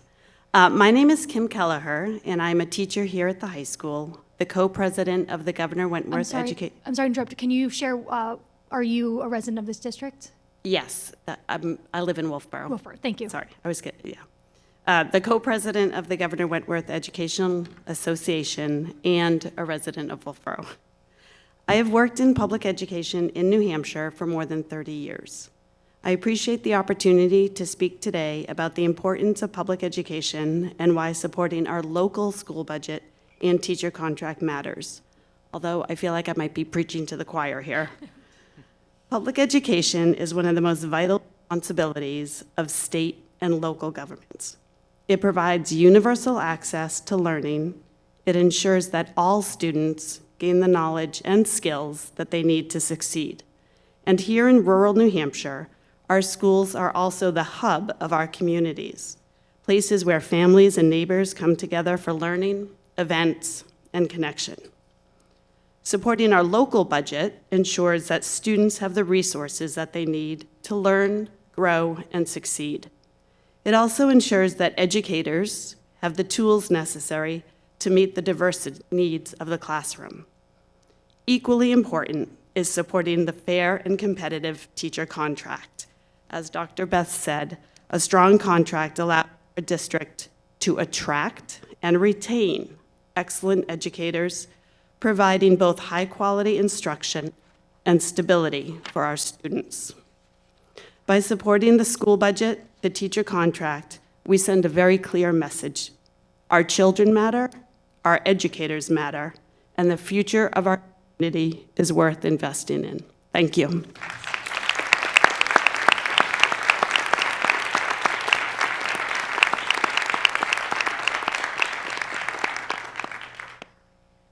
Seeing no other questions or comments, the wording for Article 3 will stand as is on the ballot in March. Motion to restrict reconsideration? We have a first, we have a second. All in favor, say aye. Aye. All against, say nay. All right, Article 3 has been restricted from reconsideration.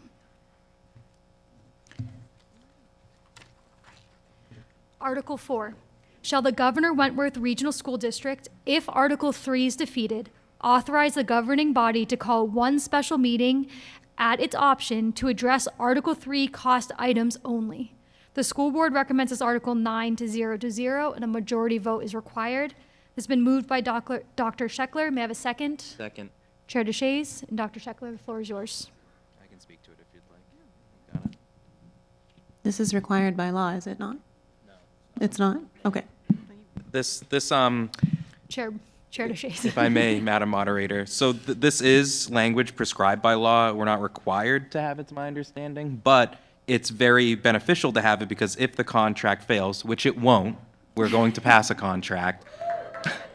But if for some reason something sad happened on Election Day, we would be able to go and address cost items only in a special meeting, and then we would definitely pass a contract. But we're going to pass the first time anyways. But so this is just the legislative body empowering the board to be able to remedy what would be something that would be very sad and that we don't want to happen. So It's a bit of a housekeeping measure. Any questions, comments, concerns?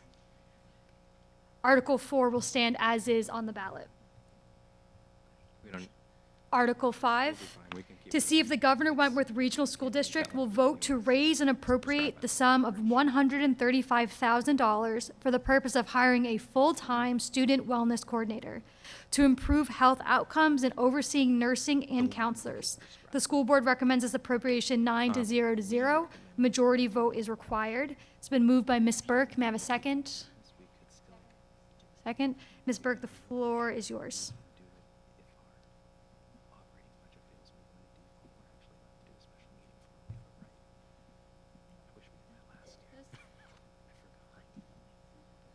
Hello? Thank you. This warrant article establishes a student wellness coordinator position with a clear focus on improving student health outcomes in order to support academic success. Research consistently shows that students who are healthier physically, mentally, and emotionally are better able to attend school, engage in learning, and succeed in the classroom. This role is designed to provide the district-wide leadership and coordination across all areas of student wellness, including mental health, physical health, nutrition, and social-emotional well-being. Rather than working in isolation, the coordinator will ensure that our efforts in these areas are aligned. Evidence is evidence-based and focused on student needs. The key responsibilities of this position is overseeing and supporting our school nurses and school counselors. As these roles continue to grow in complexity, this position provides consistent leadership, guidance, and coordination to ensure services are delivered effectively and equitably across all schools.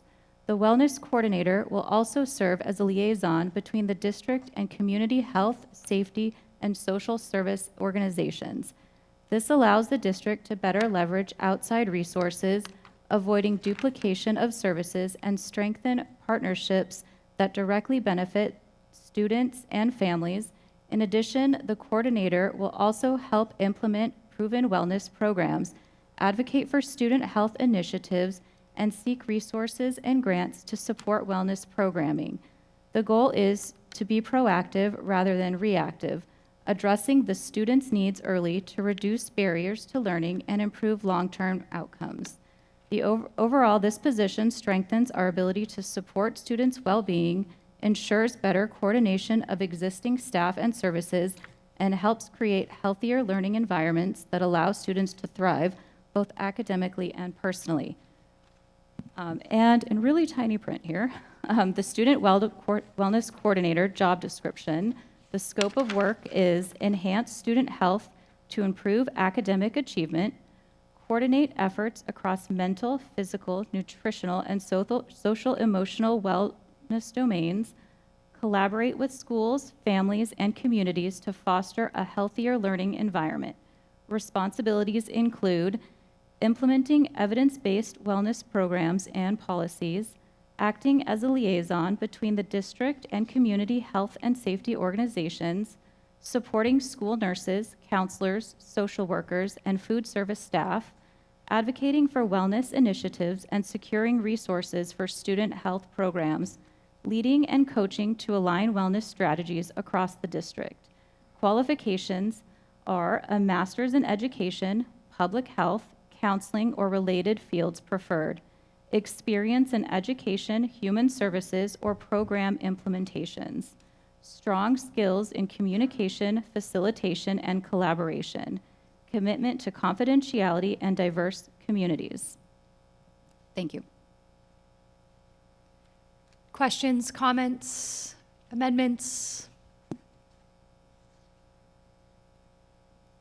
Seeing none, Article 5 will stay. Oh, Ms. Budman. Sorry, just because I know some of these words are scary to some people when they hear some of the language I just heard.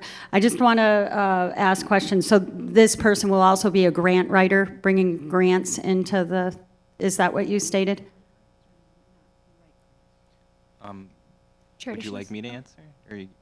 Okay, I'll answer. Yes. Thank you, Madam Moderator, for recognizing me, and thank you for the question, Mrs. Budman.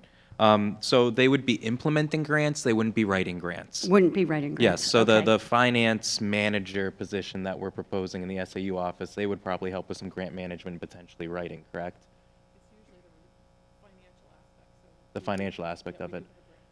And yes, we have a grant writer.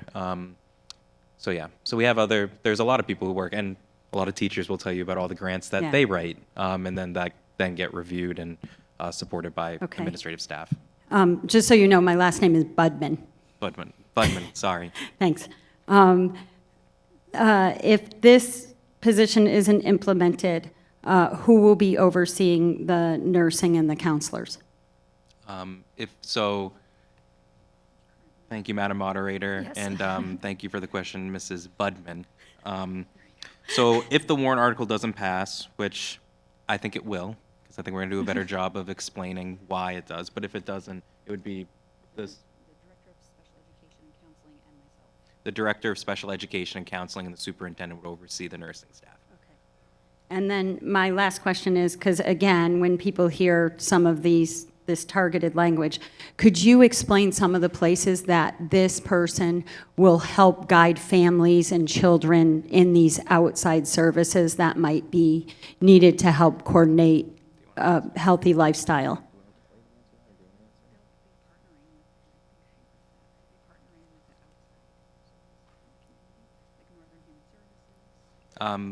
They would be partnering with outside agencies like Northern Human Services or other local agencies that provide services, certified licensed professionals.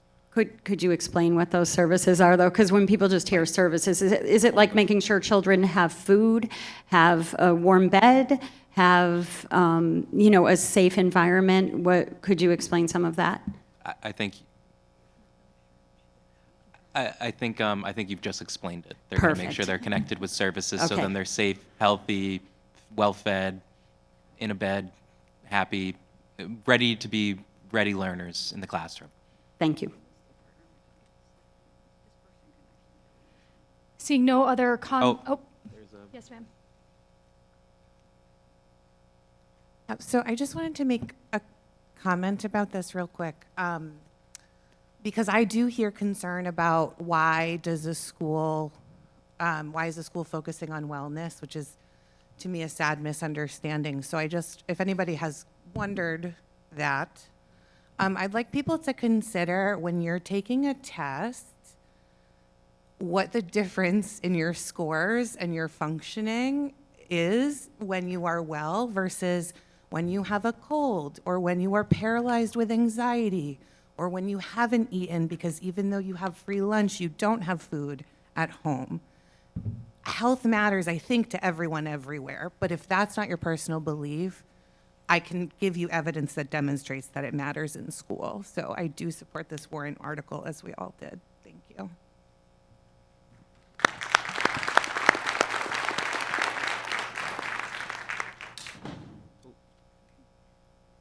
Now, seeing no other questions or comments, the wording for Article 5 will stand as is on the ballot. Motion to restrict reconsideration on Articles 4 and 5. A second? All in favor of restricting Articles 4 and 5, say aye.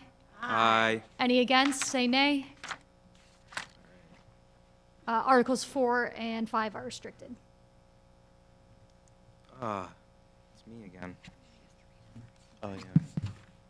Article Thanks. 6, to see if the Governor Wentworth Regional School District will vote to raise and appropriate the sum of $200,000 for repairs and improvements of buildings/grounds at the Kingswood Regional High School, Kingswood Regional Middle School, Lakes Region Technology Center, Kingswood Arts Center, Carpenter School, Crescent Lake School, Effingham Elementary School, New Durham School, Ossipee Central School, Tofton Central School, and the SAU 49/transportation facility. The school board recommends this article 9 to 0 to 0. A majority vote is required. This has been moved by Chair DeShays. Is there a second? Thank you, and the floor is yours, Chair DeShays. Thank you, Madam Moderator. Each year, the board puts forth a building and maintenance warrant article for capital improvements. It has varied between $150,000 and $200,000. As we consider the priorities for this warrant article, should it pass, I'd like to take this opportunity to highlight some of the projects completed in progress because of voter support for this warrant article last year. Each year, the district completes ongoing maintenance projects across all 10 of our schools and the Kingswood Arts Center. This work is an essential part of keeping our buildings safe, functional, and welcoming for students, staff, and the community members who use these facilities. Much of this maintenance is preventative in nature, addressing key issues early, before they become emergencies, as we saw at Carpenter School, and helps avoid more costly repairs down the road and extends the life of our buildings and systems. These projects are planned thoughtfully and spread across the district to ensure that needs are addressed equitably and responsibly. Typical maintenance work includes roof replacements or repairs, compressors, and components for heat pump systems, and door and window replacements when they are no longer energy efficient or secure. Flooring is replaced as needed to address wear and safety concerns, and lighting upgrades improve both energy efficiency and learning environments. Ongoing work also includes plumbing repairs and upgrades, which are critical to maintaining healthy and fully operational buildings. While these projects may not always be highly visible, they are essential to daily operations. Well-maintained facilities support student learning, staff working conditions, and community use, while also protecting the district's long-term investment in its buildings.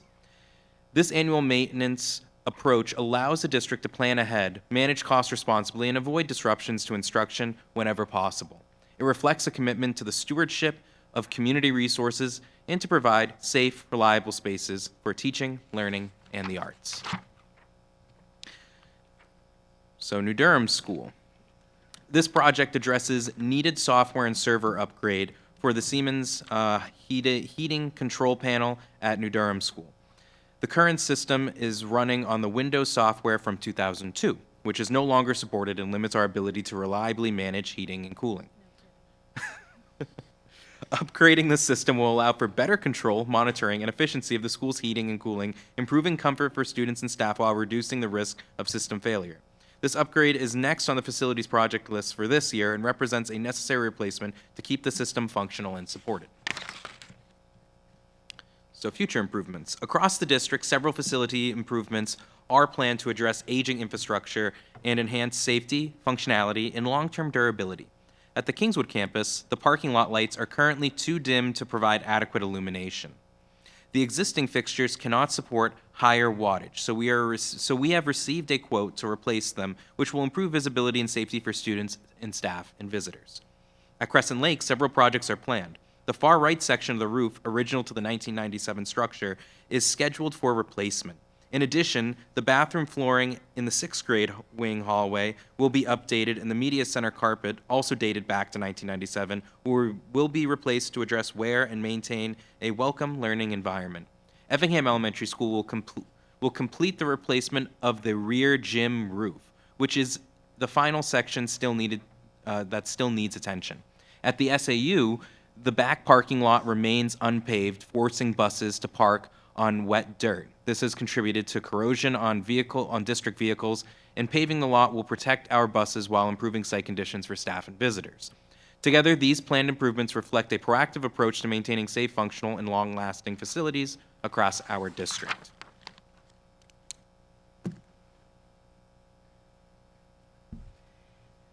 Thank you. Any questions, comments, concerns on Article 6?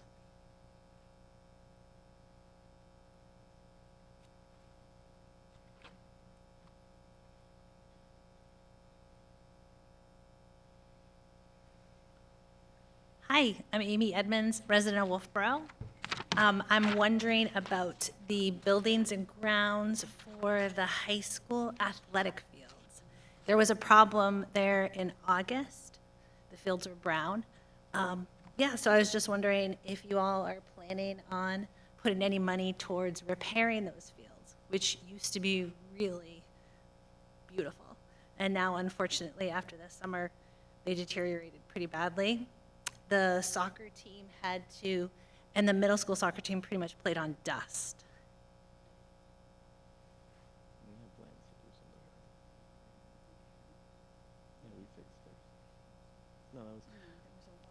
Chair DeShays.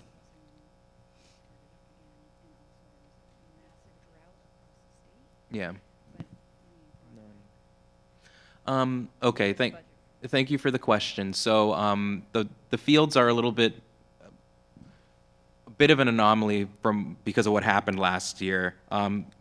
Because of the historic drought that our state saw, especially in our area, and because of disruptions to adequate water supply due to that drought from the town, and additionally, I believe a failed pump that had to be repaired, which is now repaired, that led to some deterioration of the fields due to the drought conditions. There will be continued preventative maintenance that's done and improvements to the fields. So there are plans to make sure that those fields are brought back to their historic quality, and so that'll take time. I mean, we can't do it right now because there's like 2 feet of snow on the ground, but we'll be doing it as we get into the spring and the summer.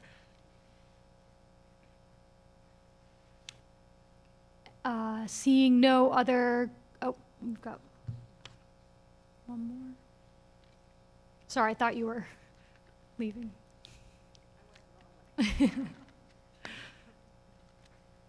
Hi, Dana House, resident of Wolfeboro. Thank you, Amy, for reminding me. I'm really excited to hear about the improvements to the lighting on the parking lot in the high school. As a parent of kids who are in and out of there all the time, it's really nerve-wracking. I actually just said something to my daughter about it the other night. I know that the lighting at the field at Alumni has been an issue for several years. I believe we're currently out of compliance with some of the regulations regarding that lighting. I'm just curious to know if there's any future plans to do something about that.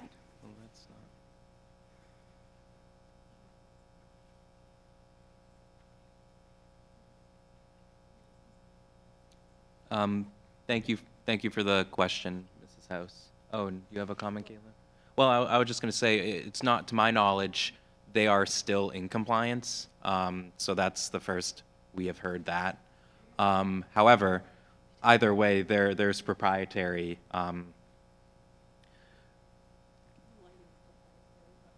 So what is that? So if the lighting's proprietary, what does that mean? Got it. Got it. Okay, that makes sense. So because the lighting is proprietary, you can't just replace specific sections of the lighting. You have to replace the entire fixture, which is expensive. So, Mrs. House will be on the board soon because no one else ran for the Wolfeboro seat. So we'd be happy to, when you're a board member, that can be a priority that we set to figure out how we're going to get funding and deal with those lights if they aren't in compliance. And I'd love to learn more about it. So, Ms. Hewitt? We did actually discuss the lights, those specific ones, I believe, at a buildings and maintenance meeting. So I do know that our maintenance staff is aware, and that was exactly to what Kathy O'Blennis shared was the problem, and what Mr. DeShays then shared. So it is on their radar, and so to your point, I think that would be a great issue to bring forward.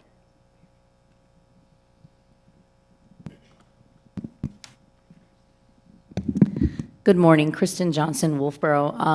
I'm just thinking that the community, as they consider all these articles, might just appreciate some clarification regarding the ongoing construction at Carpenter and how that project does or does not factor into this article. I think everybody's supportive of that ongoing project, but also curious as to where those funds continue to show up as we finish and wrap up that project. Thank you.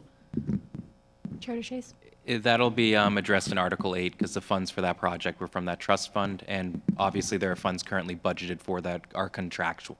For sure. So just for clarification, that project is not reflected in this article. No, it is not reflected in this article. Seeing no other comments or questions, the wording for Article 6 will stand as is on the ballot in March. Article It's like 7. a million teachers. To see if the Governor Wentworth Regional School District will vote to raise and appropriate up to the sum of $250,000 to be added to the Special Education Trust Fund as previously established. This sum is to come, this sum to come from the June 30th, 2026 fund balance available for transfer on July 1st, 2026. No amount to be raised from new taxation. The school board recommends this appropriation 9-0 to 0. A majority vote is required. It's been moved by Ms. Van Duzen and it's seconded by Mr. Williams. All right, Ms. Van Duzen, the floor is yours. Thank you. The special education budget is developed through a collaborative process involving the Director of Special Education and Counseling Services, school principals, the superintendent, and the business administrator. This work focuses on planning for the diverse and evolving needs of students and staff while maintaining fiscal responsibility and ensuring compliance with all legal requirements related to special education and related services. Currently, the Governor Wentworth Regional School District serves 347 school-age students who are eligible for special education services, which is down slightly from 354 last year. This represents approximately 16% of the district's total enrollment of 2,080 students, which remains below the New Hampshire state average of approximately 20%.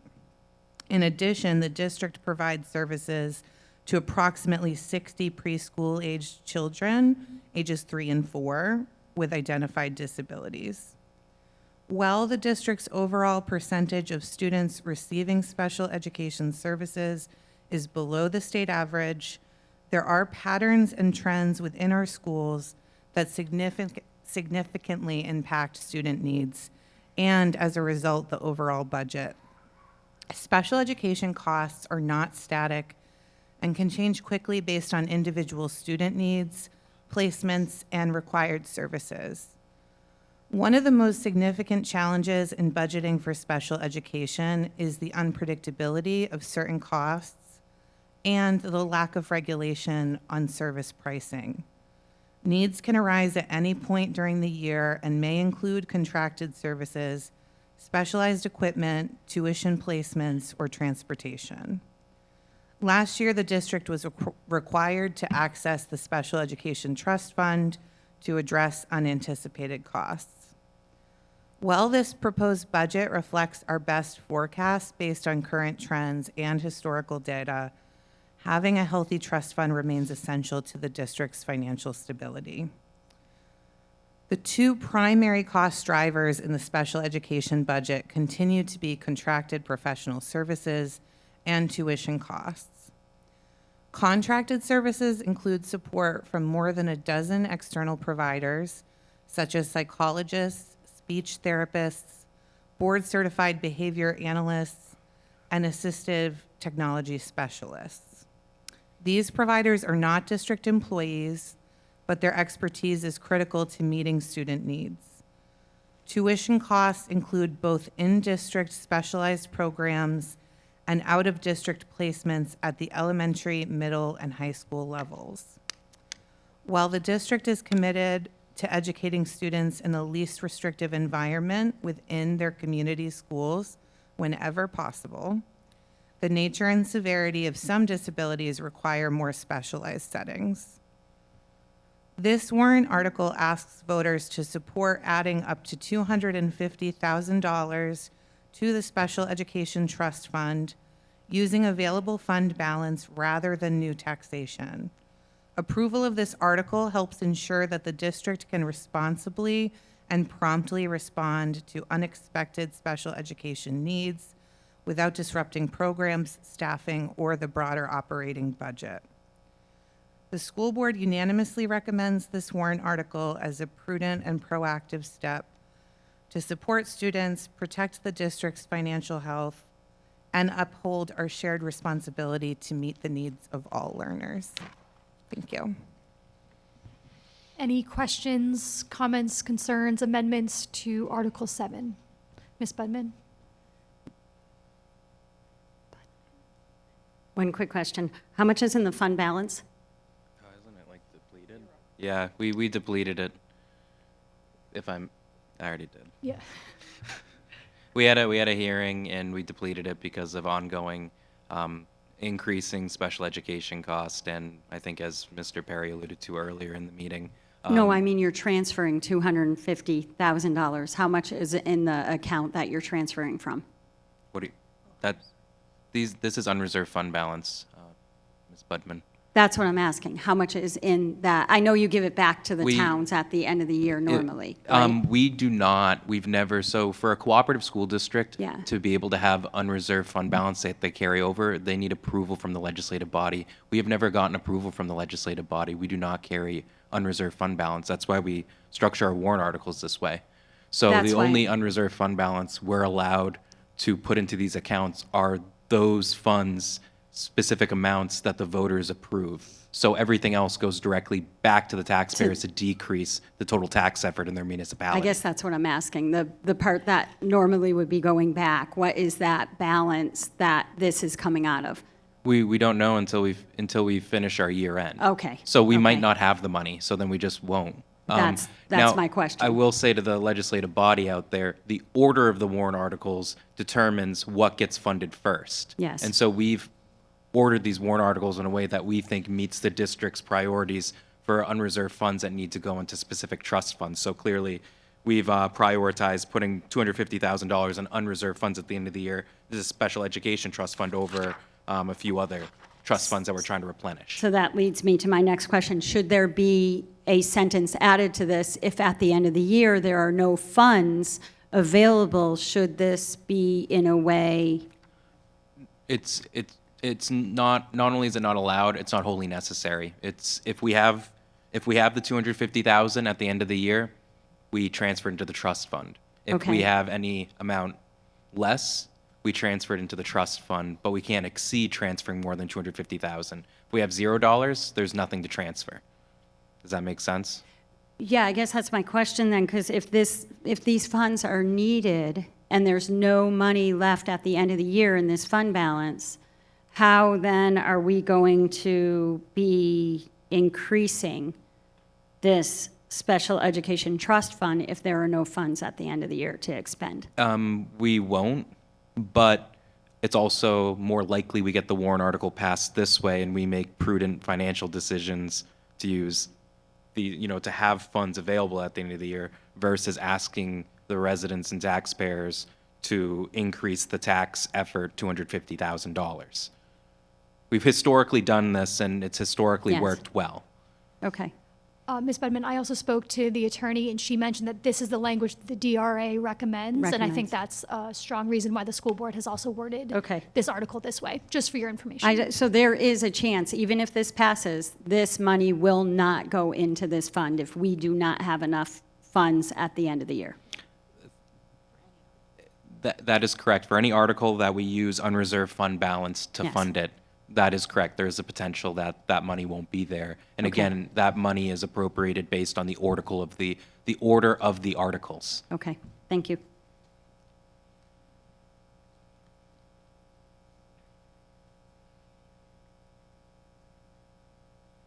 Hi, Kim Kelleher, Wolfeboro. As much as I love the spirit of this warrant article, I am curious, is this warrant article, this amount of money that we would take going into next year, is that impacting our budget this year currently? Yes. Thank you, Madam Moderator, and thank you for the question, Mrs. Kelleher. No, this would not impact this year's budget. So all the budgeted items that that were appropriated for this year are still in line with Okay, so we're not saying, okay, we're going to hold this budget to save this money and set it No. aside for this year? Yeah, and this transfer wouldn't happen, and correct me if I'm wrong, Kathy, this transfer wouldn't happen July 1 of this year. It would happen July 1 of 2028. Oh, it would happen this year. Got it. Okay, so this would be a transfer July 1 of 2027, but it would be after the audit. I mean, we need to, there are bills we have to pay. We're not going to not Right. pay our bills or not pay our staff to make sure we have this money left over. So trust me, we're not going to starve our services of vital resources to make sure that we get the 250,000. It's just, if we have 250,000, rather than it automatically decreasing the tax effort for your tax bills in November, or, that tax rate set in November, bills would go out in December typically. This would just be $250,000 less to decrease the tax effort. Yeah, no, like I said, I love the spirit. I just want to make sure that we're not, cutting off our nose to spite our faces here. So, okay, thank you. Agreed. Seeing no other comments, questions, or amendments, the wording for Article 7 will stand as is on the ballot. Motion to restrict this article and the previous. Motion to restrict Articles 6 and 7 from reconsideration. Second. A second from Chair DeShays. All in favor say aye. Aye. All against say nay. Articles 6 and 7 will be restricted from reconsideration.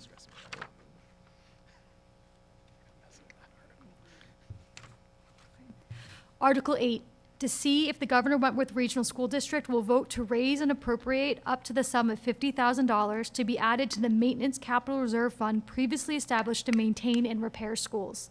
This sum to come from the June 30th, 2026 fund balance available for transfer on July 1st, 2026. No amount to be raised from new taxation. The school board recommends this appropriation 9-0 to 0. Majority vote is required. This has been moved by Mr. Williams. A second. Thank you. And Mr. Williams, the floor is yours. Thank you. So the Maintenance Capital Reserve Fund warrant article is a request for $50,000 to be added to the Maintenance Capital Reserve Fund. This fund was established in the 1990s. It's specifically designed for large maintenance projects. Unlike the operating budget, the fund is in this account carry over from year to year if not used. As our district's facilities age, particularly sections of buildings that are over 100 years old, or for unexpected major projects such as carpenter ceiling renovation, necessary maintenance projects become increasingly costly. This fund serves as a long-term planning tool to prevent large expenses from overwhelming the annual operating budget. Proactively planning for these expenses helps ensure the longevity of our facilities while minimizing financial strain to the district. So since October, the Carpenter School project has progressed steadily through phase 1 with a strong focus on safety, structural integrity, and preservation of the building's historic character.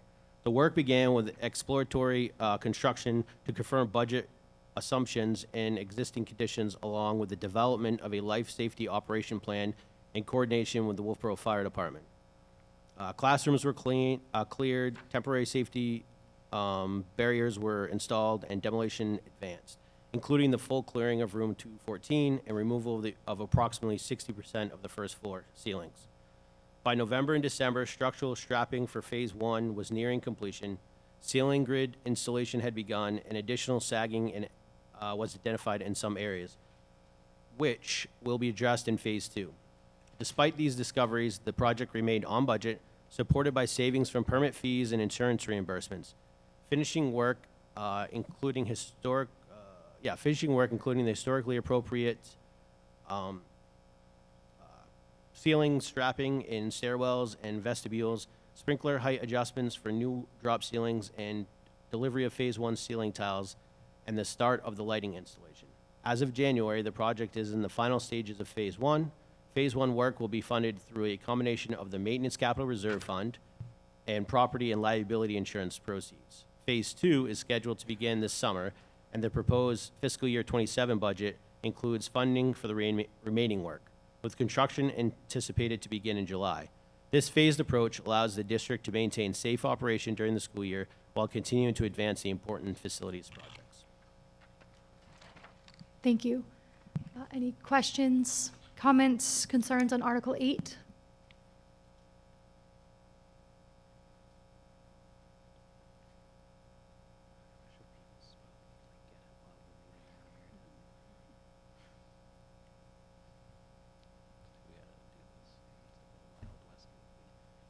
Karen Burnett-Curie, Wolfeboro. I went to the presentation done by the Municipal Association for the Budget Committee last week, whenever it was. And it was an interesting example given in the context of the, and I'll get to, it's relevant here. In the context of the town, when they received the sudden bill for the health insurance, they put in a request to the state to be able to use some of their Can what's I have it called? a point of order? Undesignated fund balance, I'm sorry, the Okay. word always eludes me. the next And they received approval. They had to request it, though. They couldn't just do it themselves. In explaining that, the person brought up the fact that in a different school, in a school system, they had requested that they use some of their unreserved fund balance, which was, must have been at the end of the school year, because normally, it's my understanding that school districts don't keep their unrestricted fund balance. They have to use it to lower the tax rate. But anyways, they made a request to use their unrestricted fund balance to repair a non-functioning heating system for their school, and it was denied. So I think that expresses the importance of us having capital reserve funds for things like maintenance if you can't even get permission to use money that you have to pay for something as critical as a furnace for your schools. Is that a question? Okay, sorry. I was, if I may, Madam Moderator, Yeah, I'll share just, your shays. our reserve funds that we've established so first, these reserve funds are established with approval from the voters, the legislative body. So that's the first thing to flag. And when they're established, it is clearly written in the warrant article who are the agents to expend, which is who has the authority to determine that you're allowed to expend money from that fund.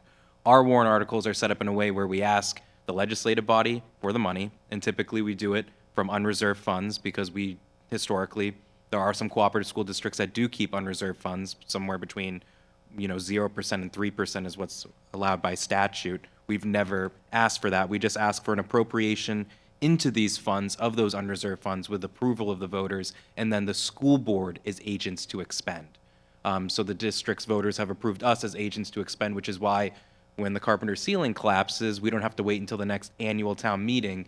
We were able to hold a public hearing and expend the funds to pay for that project. So it allows additional flexibility. So just to clarify some of those things so people understand the process. Thank you. Seeing no other comments, questions, or amendments, the wording for Article 8 will stand as is on the ballot on March. Article 9, to see if the Governor Wentworth Regional School District will vote to establish a health insurance expendable trust fund per RSA 198:20-C, 5, for the payment of the school district's share of employee health insurance premiums or special assessments for employee health insurance, and to raise and appropriate the sum of $50,000 from unreserved fund balance to be placed in the fund. The sum to come from the June 30th, 2026 fund balance available for transfer on July 1st, 2026. No amount to be raised from new taxation. Further, to name the school board as agents to expend from the fund. The school board recommends this appropriation 9-0. Majority vote is required. This has been moved by Chair DeShays. May I have a second?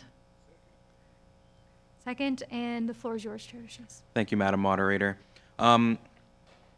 So this sounds very complicated, and it is a little complicated, so I'm going to try to explain it to the best of my ability. So we are proposing the creation of a health insurance premium holiday trust fund and how it helps protect the district from unpredictable health insurance costs, and I'll discuss that later in the presentation. So a trust fund works like a savings account. It allows the district to set aside extra money received in one year so it can be used to offset costs in future years, especially when expenses unexpectedly increase beyond what is budgeted.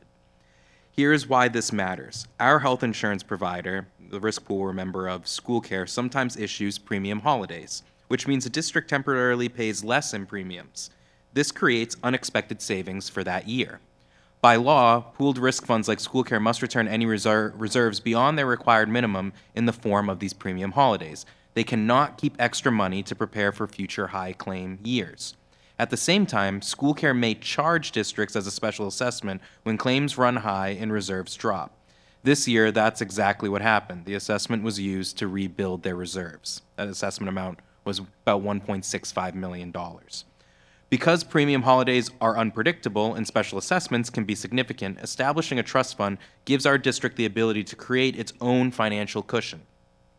Here's how it would work. If we receive a premium holiday in a future year, the district meeting can vote to place that unexpected revenue into the trust fund instead of letting it automatically reduce rates for 1 year.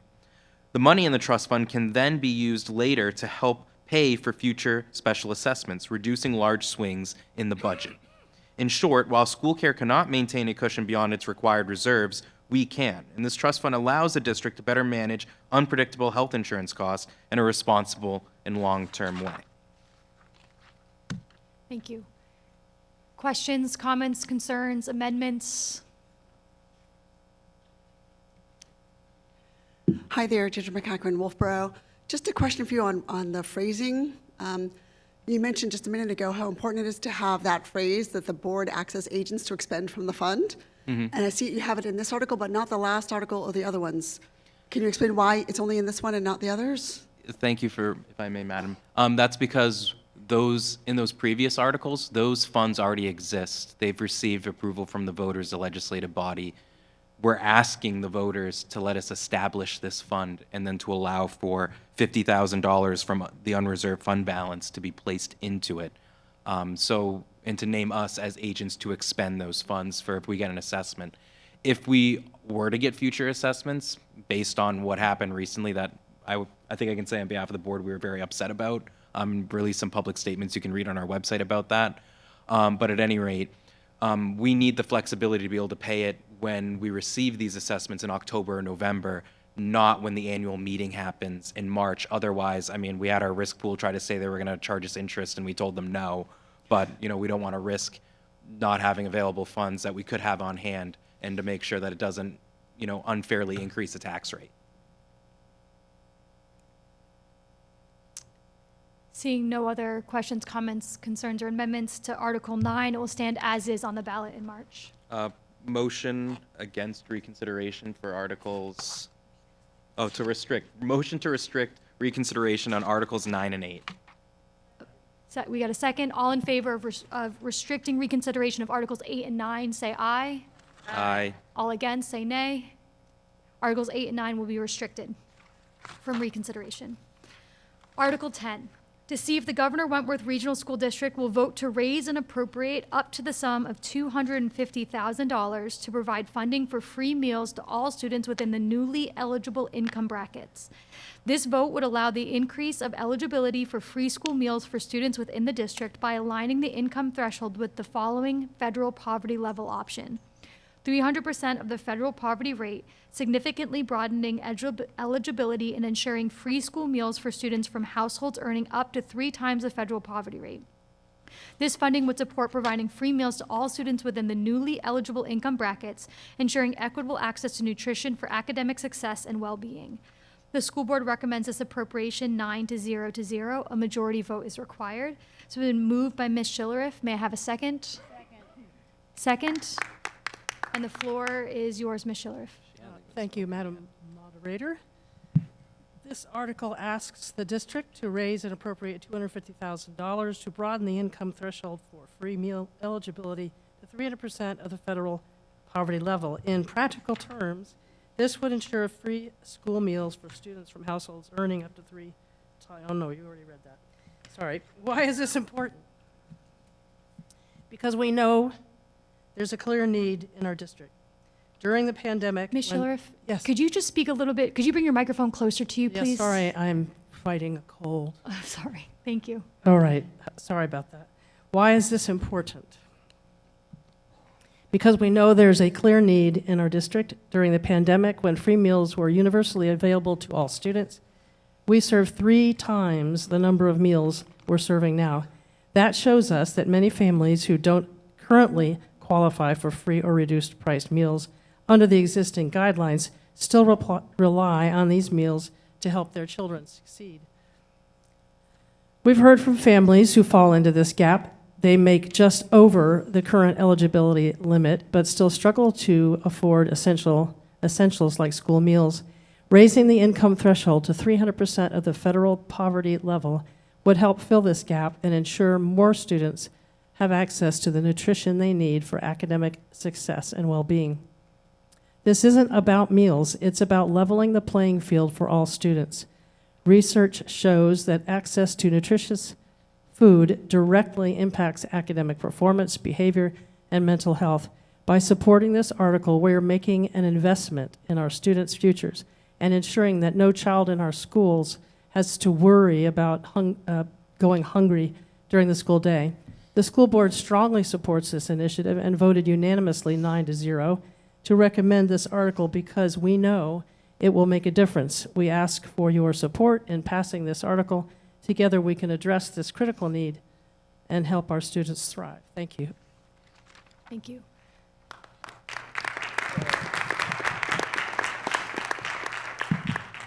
Ms. Budman?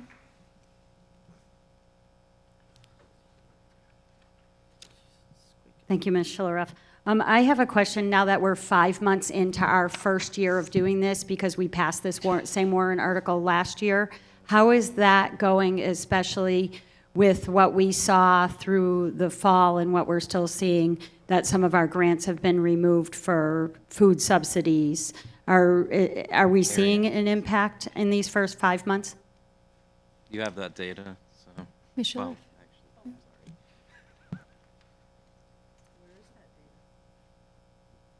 I thought you had it. It was sent to you, wasn't it? It's in your inbox, your email inbox. Right. Everybody take a break. I'm going to. Do you want Kathy Oblenis to answer I think that would be a good idea. Ms. Thank you Oblenis? so much. I could do that, but it would be a massacre, and she's got the facts. I do remember it, just because there are 110 students who qualify for reduced lunches, which then automatically are eligible for the extended meal. And then there were 70 students who qualified under the Governor Wentworth expanded eligibility for meals that qualify. So that's 180 students who are benefiting from this program that you all approved back last year. So thank you. Chair DeShays? I'll also flag we know of the number of students who have applied, but that doesn't include students who could still qualify but haven't applied. So I think that's really important to flag too. Seeing no other comments, questions, concerns, or amendments, the wording of Article 10 will stand as is on the ballot in March. Motion to restrict reconsideration on Article 10. We have a second. All in favor of restricting reconsideration for Article 10, say aye. Aye. All against, say nay. Article 10 will be restricted from reconsideration. Article 11, by petition of 50 or more eligible voters of the Governor Wentworth Regional School District to see if the district will vote to establish a playground capital reserve fund under the provision of RSA 35:1 for the demolition and rebuilding of SAU 49 school playgrounds and to raise and appropriate the sum of $150,000 to be placed in this fund. Further, to name the school board as agents to expend the funds to each town in the district based on their percentage of equalized valuation and ADM allocation percentages in the year of the expenditure, submitted by petition. Can someone move to approve this petition? This article? I'll make the motion. Got Chair, a second. Ms. Budman? Okay, the floor is open for comments and questions, discussions on this article.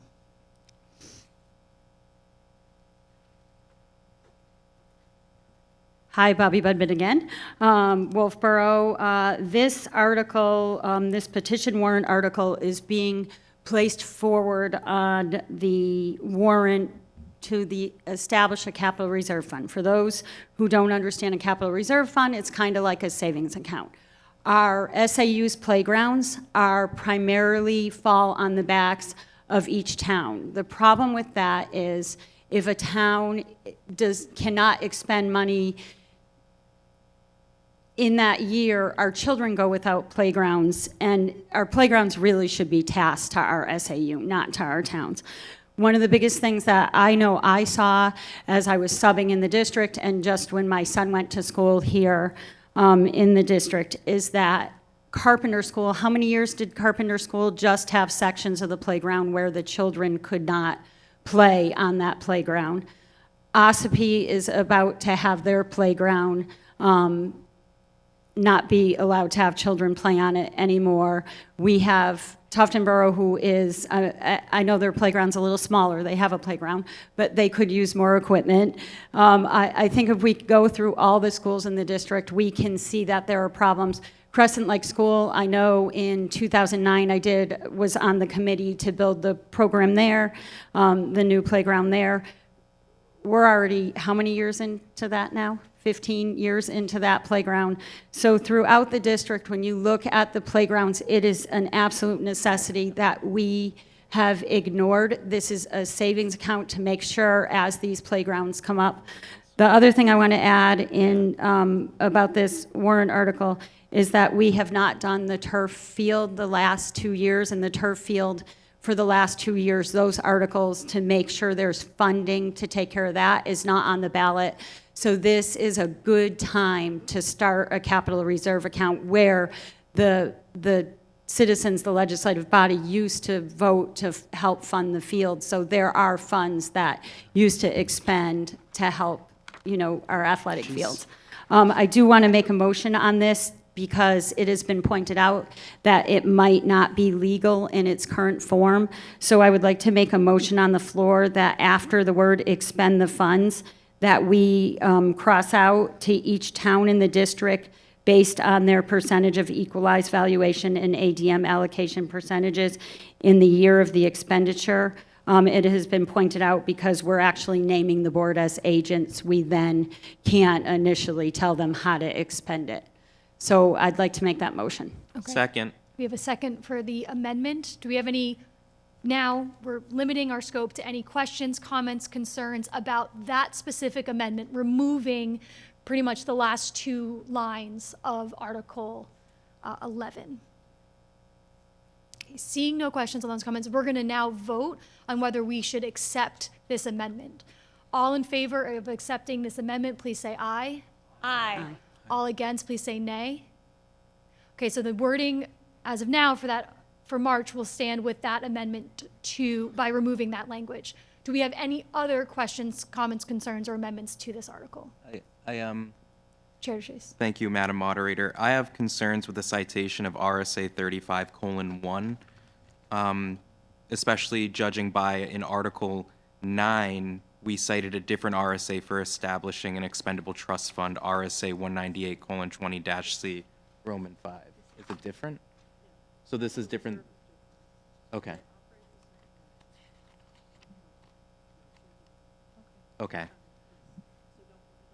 So it's not a concern. I now that I do understand. So the difference, as legal counsel just pointed out for me, is RSA 35:1. That is a capital reserve fund versus in Article 9, we're establishing an expendable trust fund. Operationally, these are the same thing. I could go on and talk about some of the nuances and the differences and how they show up in financing, but effectively, it doesn't change anything, and I don't think anyone else in the room would care. So I think the only other thing is I think there are people who question the dollar amount, so I'm not going to get involved Sorry, in that. before, Mr. Bickford, did you have? Okay, yes, ma'am. Thank you, Madam Moderator. I would like to suggest a small amendment to the language as presented.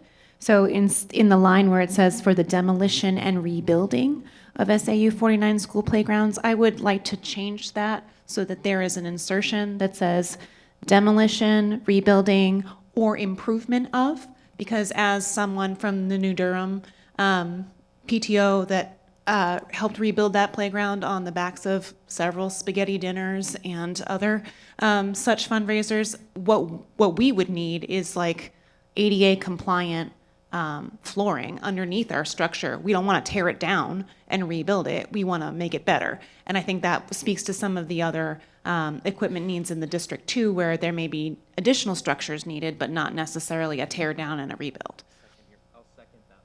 We have a second for the motion. Any other questions, comments, concerns? So again, this would be changing, I believe, the language from saying for the demolition, comma, rebuilding or improvement of SAU 49 school playgrounds. Correct, thank you. All in favor of this amendment, say aye. Aye. All against, say nay. Okay, so that amendment will also be included for the March, on the March ballot. Any other questions, comments, or concerns? Yes, ma'am. Allison Hayford, Ossipee. I'm helping with the committee to rebuild our playground and improve our playground in Ossipee.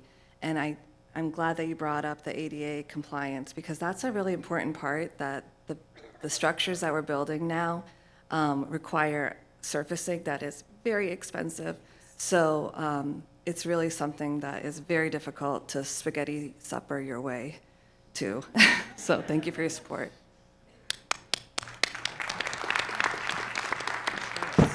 Yes, sir. I'd like to ask a question. How did you come up with the amount of $125,000? 150,000, sir? 150,000. So as I stated earlier, the last 2 years, we haven't had the turf fund in there, but also the 150 establishes, as Allison just said, for ADA compliance and for the ability to reach all of our playgrounds for adjustments. And thank you, Dr. Scheckler, for adding the improvement, because that's actually an important, crucial part of this. But it was, trying sometimes to do things in small steps. You have to take that first step first and add later. So I thank you for putting that in there. But the turf field fund, we traditionally have 50 to 70,000 for that, and we haven't had that the last couple years. So the taxpayers haven't had that on there, and the majority of our children play on these playgrounds in our towns. So you're talking about how many children do we have in the schools other than? 2,080. So are playing on these playgrounds? Well, the high schoolers and the middle schoolers aren't playing on the playgrounds, but everyone else. So when I calculated this out, just so you know, when I calculated this out and I factored in how each town pays into their taxes and what their tax rates are per 1,000 on your taxes, per 1,000 throughout the whole district, this was going to come out to 0.0006 cents per 1,000 on your taxes, spread out through the district. I think we probably can all afford less than a penny to have our children play on playgrounds. Question? Yes. Follow-up question. Was the athletic field, was that funded from tax dollars, or was it funded from the unexpended funds? The athletic field, so Dr. Jim, correct me if I'm wrong, part of the athletic field was included in the bond for the Kingswood complex project, correct? So the initial building of the athletic fields was part of the bond that we're still paying the debt and principal on for the Kingswood complex. Now, the new turf field that we just replaced, there was an expendable trust fund established where we used unassigned fund balance that got approval for voters, and that unassigned fund balance usually ranged between 50 and 65,000 per year. It was 60,000 per year for all the years, so which was basically an estimate on how much will it cost to replace this when it needs to be replaced 15 years down the road. The board historically, with approval from the legislative body, put away 60,000, and clearly it worked very well. We didn't have to ask the district to bond, $1.1 million replacement for the turf field? It was 800,000. So we didn't have to go and increase the amount of debt service payments that we had. We had the money readily available. So, oh, go ahead. No, go right ahead. I do, but I want you to go. Okay. Well, my question is not quite related to that, so if you wanted to follow up, it's okay. Okay, I will. So my understanding is that these funds would be from tax dollars rather than from unexpended funds from the year before. Chair DeShays. Thank you, Madam Moderator. That is correct. This would be raising and appropriating through additional taxation. That is correct. Okay. So this would not be from unreserved fund balance. Follow up? Yes, sir. I'd like to make a comment and then make a motion or two. First, I want you to know I'm in favor of playgrounds, and the establishment of a reserve fund is an excellent idea. But I feel that $75,000 is a more practical amount for a reserve fund, especially from tax dollars at this point. Perhaps next year we can set it up so that it's drawing from unexpended funds, so it would be similar to the athletic field. Then again, I'm in favor of passing this year. One of the three reasons I feel $75,000 is more appropriate is that I try to look at things from the viewpoint of folks not as fortunate as many of us. I think of the people on Social Security, people on disability, and I have experiences with living on a fixed income. And I think if a person on a fixed income came in and saw this warrant article, I think that they would vote it down. And that's why I think $75,000 is a more appropriate amount for an initial funding of a reserve fund. Also, this is an initial funding of a reserve fund. We will continue to fund it years on years going forward. And the taxpayers can choose to raise more tax funds, or they can choose to raise funds from the unexpended funds. And that's up to them. One of the reasons for reserve funds is to avoid large expenditures so that we're not increasing the tax burden on residents. Whether $150,000 is a burden, I'll leave that up to the legislative body.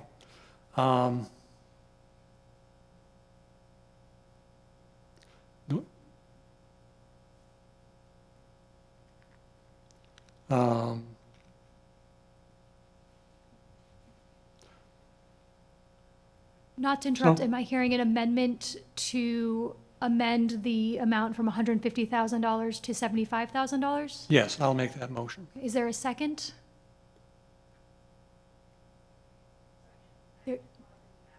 There's a second. Any comments, questions, or concerns that you'd like to bring up to amend the appropriation from $150,000 to $75,000? Ms. Budman?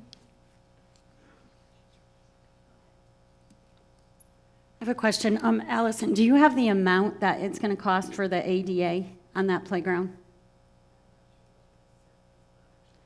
I'm sorry, Allison, do you mind just coming to the microphone so that everyone can hear your response, please? I'm not sure about the exact number for just the surface, but a new playground that is similar to what we have now, but new and up to date, with the surfacing is about $200,000 just for one playground. So I believe, I just looked up, and I think this might be accurate, but they said it was like $38 a square foot for the surface, which would make it accessible to all students. Thank you. I'm wondering if Mr. Bickford would be willing to amend his motion on the floor to change it to So- 100? We don't Ms. do Button, that. we're not going to do Oh, we're not amendments doing to amendments amendments, so on let's amendments. vote on this Order. one, and then we can discuss it. Thank you. Any questions, comments about this amendment, 150,000 to 75?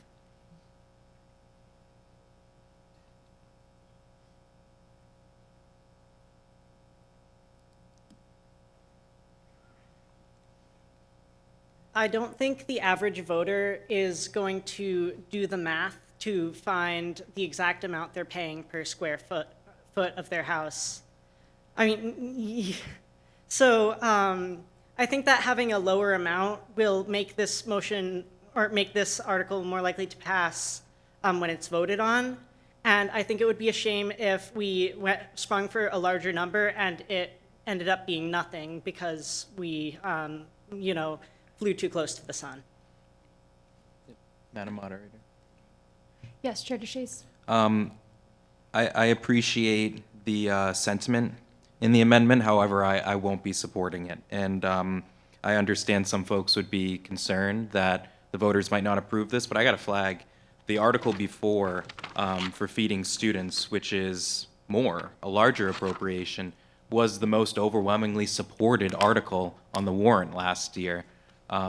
Nearly half of people who voted, or more than half of people who voted against the budget, theoretically voted for it. So I think feeding kids and ensuring they have good playgrounds are extremely politically popular. I would be hard pressed that the legislative body, the voters at town meeting, are going to vote against 150,000 or 75,000. I don't think they're going to differentiate much. I'll flag also the Carpenter Playground was 350,000. The Ospey Playground will likely be more than 200,000. And currently it's only, historically, the precedent we've set in our district is we've asked the PTOs and then any additional appropriation from the municipalities to pay for the cost of the playground. It seems as if voters in our district would like the responsibility to shift to the school district and to coordinate with the PTOs directly and to establish a different relationship. And to do that, I think 150,000 is needed seed money to begin that new relationship. I also want to flag, I know Tuftonboro, the town of Tuftonboro, owns its playground. And Attorney Lohman can correct me, but I don't think there's anything that would prohibit the school district from funding the improvements to that Tuftonboro playground that's owned by the municipality. So at the end of the day, what the district is asking us to do is establish a new relationship and a new vehicle for improving playgrounds. And I think $150,000 is a bare minimum to be able to have that new relationship start and be functional and have the funding to do it. So that's all. Ms. Hewitt? I was actually going to mention Tuftonboro too. That was my question before, was how would Tuftonboro, would they also receive? And I'm in the middle on this one because I completely support our playgrounds and our kids getting outside, and I have talked to those who have reminded me that when you have an upgrade, like you need a new slide at the playground, that you have to bring everything up to ADA compliance. So the improvements and all of that. I am wondering about the sum for the same reasons. I mean, Carpenter did have, that was not actually through the PTO, but that was through a specific committee that worked really hard to get all those private donations, and it was a lot of work. So I am also wondering that the voters of Wolfeboro might say, this doesn't apply to us. Carpenter has been done. The voters of Tuftonboro might have some questions too. Now, I don't know, I'm done this year, so I'm trying to not be blunt at the same time of the thoughts that are going through my head, and also maintain being respectful. I question some of the intent in the initial part of this, which is not going to affect how I vote because I will be abstaining from all of this. But I do support playgrounds for kids. Sorry, that was not relevant, but I think the $75,000 is more palatable for those communities who might, to Mr. Bickford's point. Are you finished, Ms. Hewitt? Mm-hmm. Great. Yes, ma'am. Thank you. We all get a vote today, so I'll just tell you how I'm going to vote. I'm going to vote no on the 75,000 amendment. I do think it would be a more palatable figure. If someone were to present an amendment at 100,000, I would be supportive of that kind of reduction. But I'm going to vote no on the 75 because I think for me, in terms of my conscience, my knowledge of the need in the district for this particular thing versus whether or not we test the voters' will, and after hand counting all of your ballots last year, I know what you voted for and what you didn't. Not personally, but as an aggregate. I'm willing to test it. I'll wear those wax wings. Chair DeShays. Thank you, Madam Moderator. I'll just state, if anything, I think the sum should be larger, and I don't think the legislative body needs to negotiate itself down from what seems to be a reasonable figure at the current moment. And when I vote, I don't vote worried about, well, is this going to help Wolfeboro kids or Tuftonboro kids? I'm worried about what is going to help Governor Wentworth Regional School District meet the needs of all the residents' children and their needs. And the reality is that Wolfeboro, there is a lot more donor support, a lot more support from the town for school infrastructure, and more sometimes involvement. And the reality is that a warrant article like this is going to ensure that our outlying towns that feel left out when they see Wolfeboro get a new playground and they look at their playground and say, why isn't the district stepping up and helping my children have a safe playground or have a new playground? This is just establishing a vehicle so we can meet students in different towns where they're at and to help provide the resources that they need to be successful. And frankly, playtime is a huge part for academics, children being able to blow off steam. I remember one of the saddest moments of my life as a kid was moving to Governor Wentworth and finding out we only had one recess, not two, because Sanborn Regional School District had 2 recesses. But I'll just, recess is a huge part for students to be successful, and having the proper equipment to play and be creative outside is important to me. So I'm gonna oppose any amendments to changing the dollar figure. All right. Ms. Schillerith, then Ms. Budman.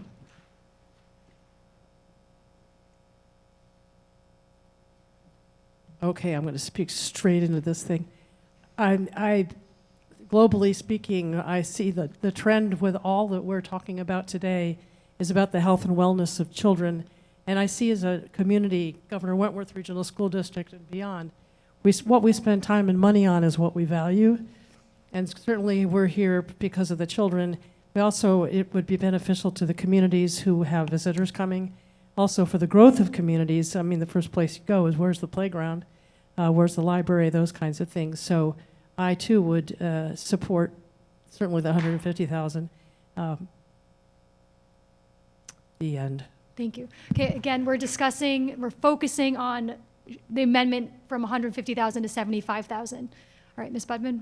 So I just want to say that as a parent who raised a child here, when my child, I'm going to use baseball as an example. When my child played baseball, we went to Tufton Rose Field, and then the kids before and after baseball, all the kids from all the towns, no matter where they were from, went and played on the play equipment.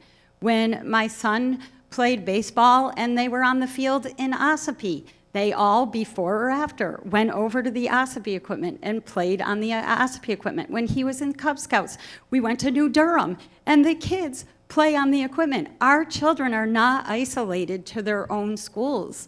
Our children travel from school to school to school for extracurriculars, and so they're on the other equipment. It's not like it's just a town thing. If it were just a town thing, which I don't want to get into that segregation because it's not okay. Our children in this community are our children in this community, and they travel through the community, and this just really needs to be an effort of all of us coming together. Our children play on the equipment every school day they're there, and they should have safe spaces to play, and this is the way we create safe spaces for all of our children.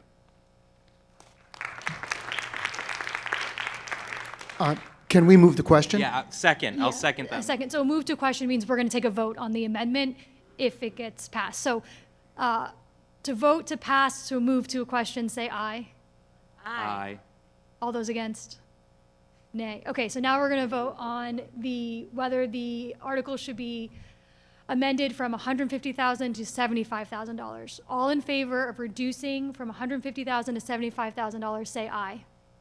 Aye. All against, say nay. Nay. The article will stand as it is with a sum of $150,000. Any other questions, comments, concerns, amendments to this article? Yes, ma'am. Okay, I have heard Tuftonboro mentioned, and my question is, this specifically says the rebuilding of SAU 49 schools playgrounds. So Tuftonboro is owned by the town, so it's not the SAU 49 school playground. That's a very good So how could we word that so Oh. that Tuftonboro can still? Attorney Lohman says she doesn't think that's necessary because it's used by the SAU school students. We're That she- sure though, because if we have this worded this way, somebody could, We would probably still need the town's permission to expend the funds on the playground. okay. It's on their land, and I assume the town of Tuftonboro, being very fiscally conservative, would be happy to take an appropriation from the school I'm sure district. they would. Yes. Oh, and the superintendent just informed me that we actually maintain that playground even though We it's do. town-owned. Okay, perfect. So, I'm going to move the question unless, no, I'm just going to move the question. Do we have Motion. a second? Okay. All in favor of voting on the wording of this article with those amendments, say aye. All against, say nay. All right, to approve the fully amended article, do you guys want me to read it? Yes, please. Yes, okay, so the article will now say, by petition of 50 or more eligible voters of the Governor Wentworth Regional School District to see if the district will vote to establish a playground capital reserve fund under the provisions of RSA 35:1 for the demolition, rebuilding, or improvement of SAU 49 school playgrounds, and to raise and appropriate the sum of $150,000 to be placed in this fund. Further, to name the school board as agents to expend the funds. All in favor of this wording, say aye. Aye. All against, say nay. The amended language will appear on the ballot in March. Article 12 is to transact any other business that may legally come before said meeting. Yes, Chair DeShays. Yes, I have a motion to extend gratitude and appreciation for Dr. Manning's tenured service on the Governor Wentworth Regional School Board and for this legislative body to officially thank him for his years of service. Second. And I'll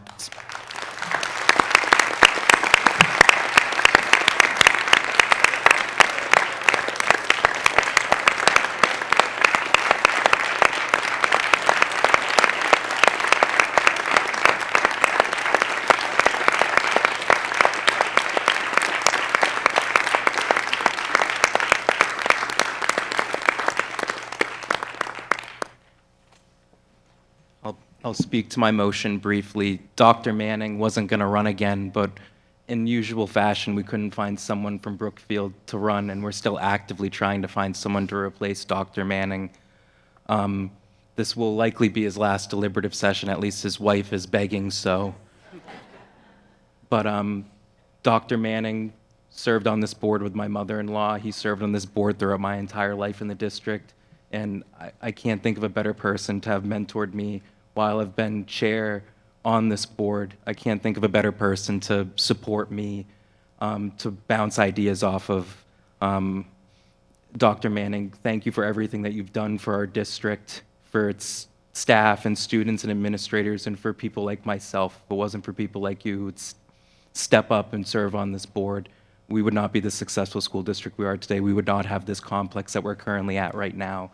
So thank you for your service.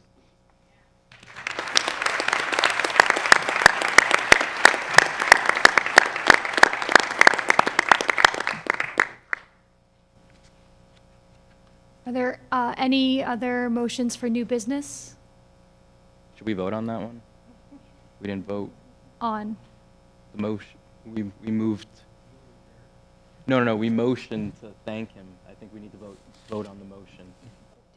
We're voting on a motion to thank Dr. Manning. Correct. Okay, was there a second? There was from Dr. Okay, Beth. second, all in favor, say aye. Aye. All against, say nay. Okay, that motion has passed. Yeah. Second. Second, all in favor of adjourning, say aye. Aye. All against. Thank you all course for we're gonna vote. It attending. was We a- will see you in it was a March. motion.